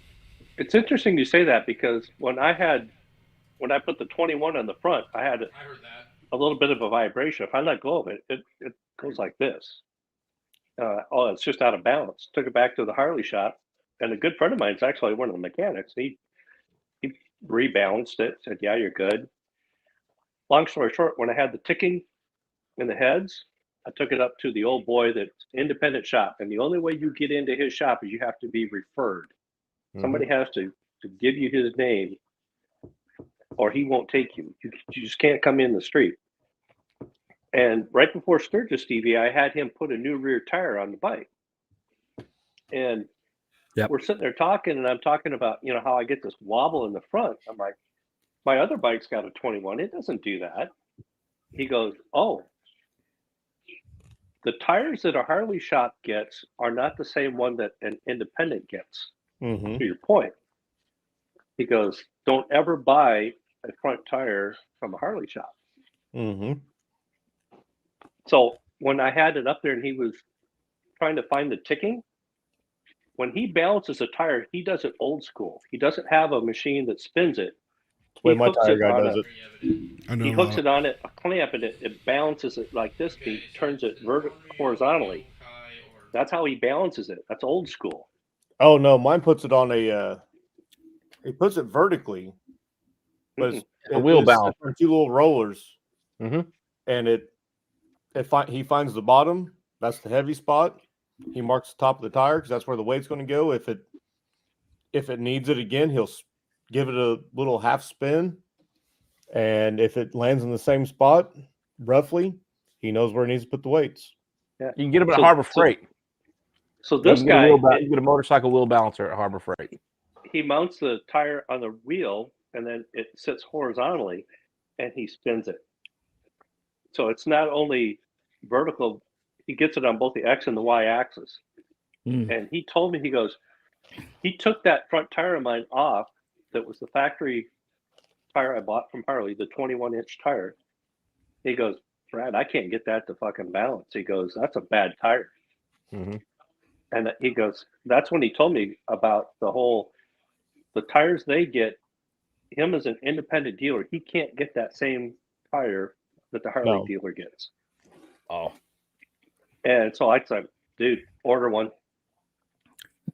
So I'm going to replace the front tire this winter. Hell yeah. Yeah, it was amazing. You let go of the steering wheel. A lot of times, you lean back, just go down the road. Not mine. If I let go of that thing, that son of a bitch is going in the ditch. Fuck, dude. Well, and I listen, thought it was a neck bearing. Well, yeah, I was going to say, would it be a neck bearing or the little thing that goes across the from the chassis? Talking about that little silver thing that goes across the chassis. Yeah, I can't remember what the hell it's called. Yeah. But anyway, engine stabilizer. That's it. Yeah, I think that's what it's called. Anyway, yeah. Anyway, boys, we've been going for 3 hours. I think we're going to end it there, if that's all right with you boys. Thanks for having me, bud.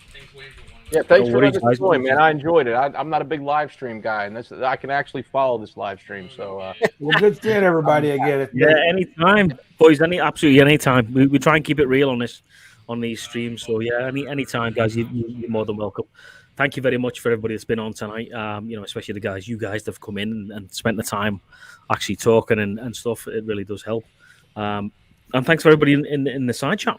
Absolutely fantastic. You guys have been watching along all night long, so thank you very much. Really appreciate it. And as always, I will leave you with this song, which is all about PTSD with first responders and whatnot, and military guys, and how we can help. And if you want to download it, the link is in the video description of this stream. and it is free to download, and it really is an awesome tune. So I hope you guys enjoy it. It's by it's called Unsung Heroes by Mr. Julian Austin. So thank you guys, really appreciate it. Appreciate you guys watching. Cheers. And, yeah, stay safe wherever you are around the world. Brad, I'll see you in a couple weeks. Sounds good, buddy. Have a good Rock night, and roll. Cheers, guys. Take it easy. All Stay right, safe. good shit, everybody. See you guys. Good boy. Night-night. Later. Take it easy. See ya. Enjoy the video.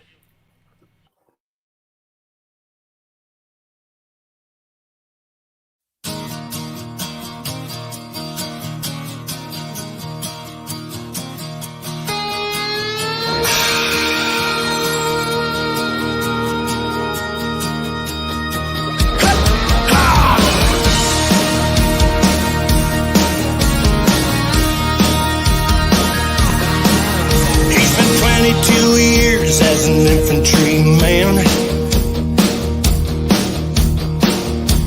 Served in Bosnia, Iraq, and Afghanistan.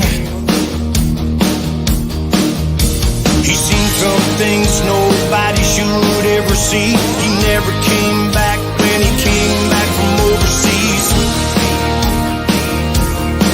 Yeah, and a few months back he took his granddaddy's gun, threw it in his truck and went out for a run. Drove up Hilly Mountain to an old shine shack. That's the night he never came back. Yeah, and there wasn't any flag draped coffin, no 21 gun salute.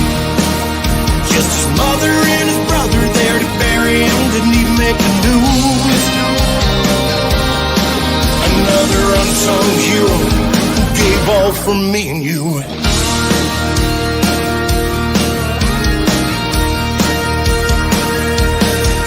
She spent 15 years with search and rescue.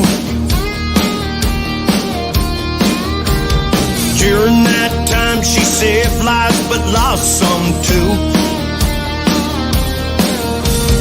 Then one day she just came undone and never got a chance to say goodbye to her loved ones. No one saw that it was going that way. When the medic showed up, it was just too late. She left a note, said sorry I had to go, but I gotta go try and save some ghosts. Yeah, there wasn't any mention of suicide. They just said she died suddenly. But now everyone knows she lost her war with PTSD. Yeah, another unsung hero who gave all for you and me. Who's gonna do what they do? Will it be me and you? It takes a special someone to walk that line. To walk that line. Yeah.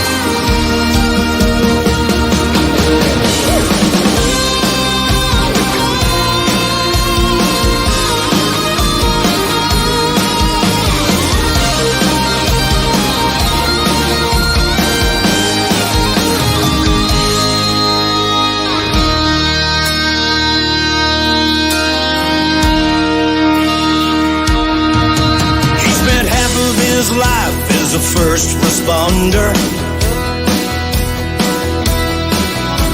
He started as a field medic serving over yonder. He thinks about the ones that he couldn't save, and though he knows there's nothing that he could have done, it still haunts him today. Then one night he hit the bottle alone. Took a bottle of pills, thank God he picked up the phone. They found him in time and they brought him back for another day. Yeah, and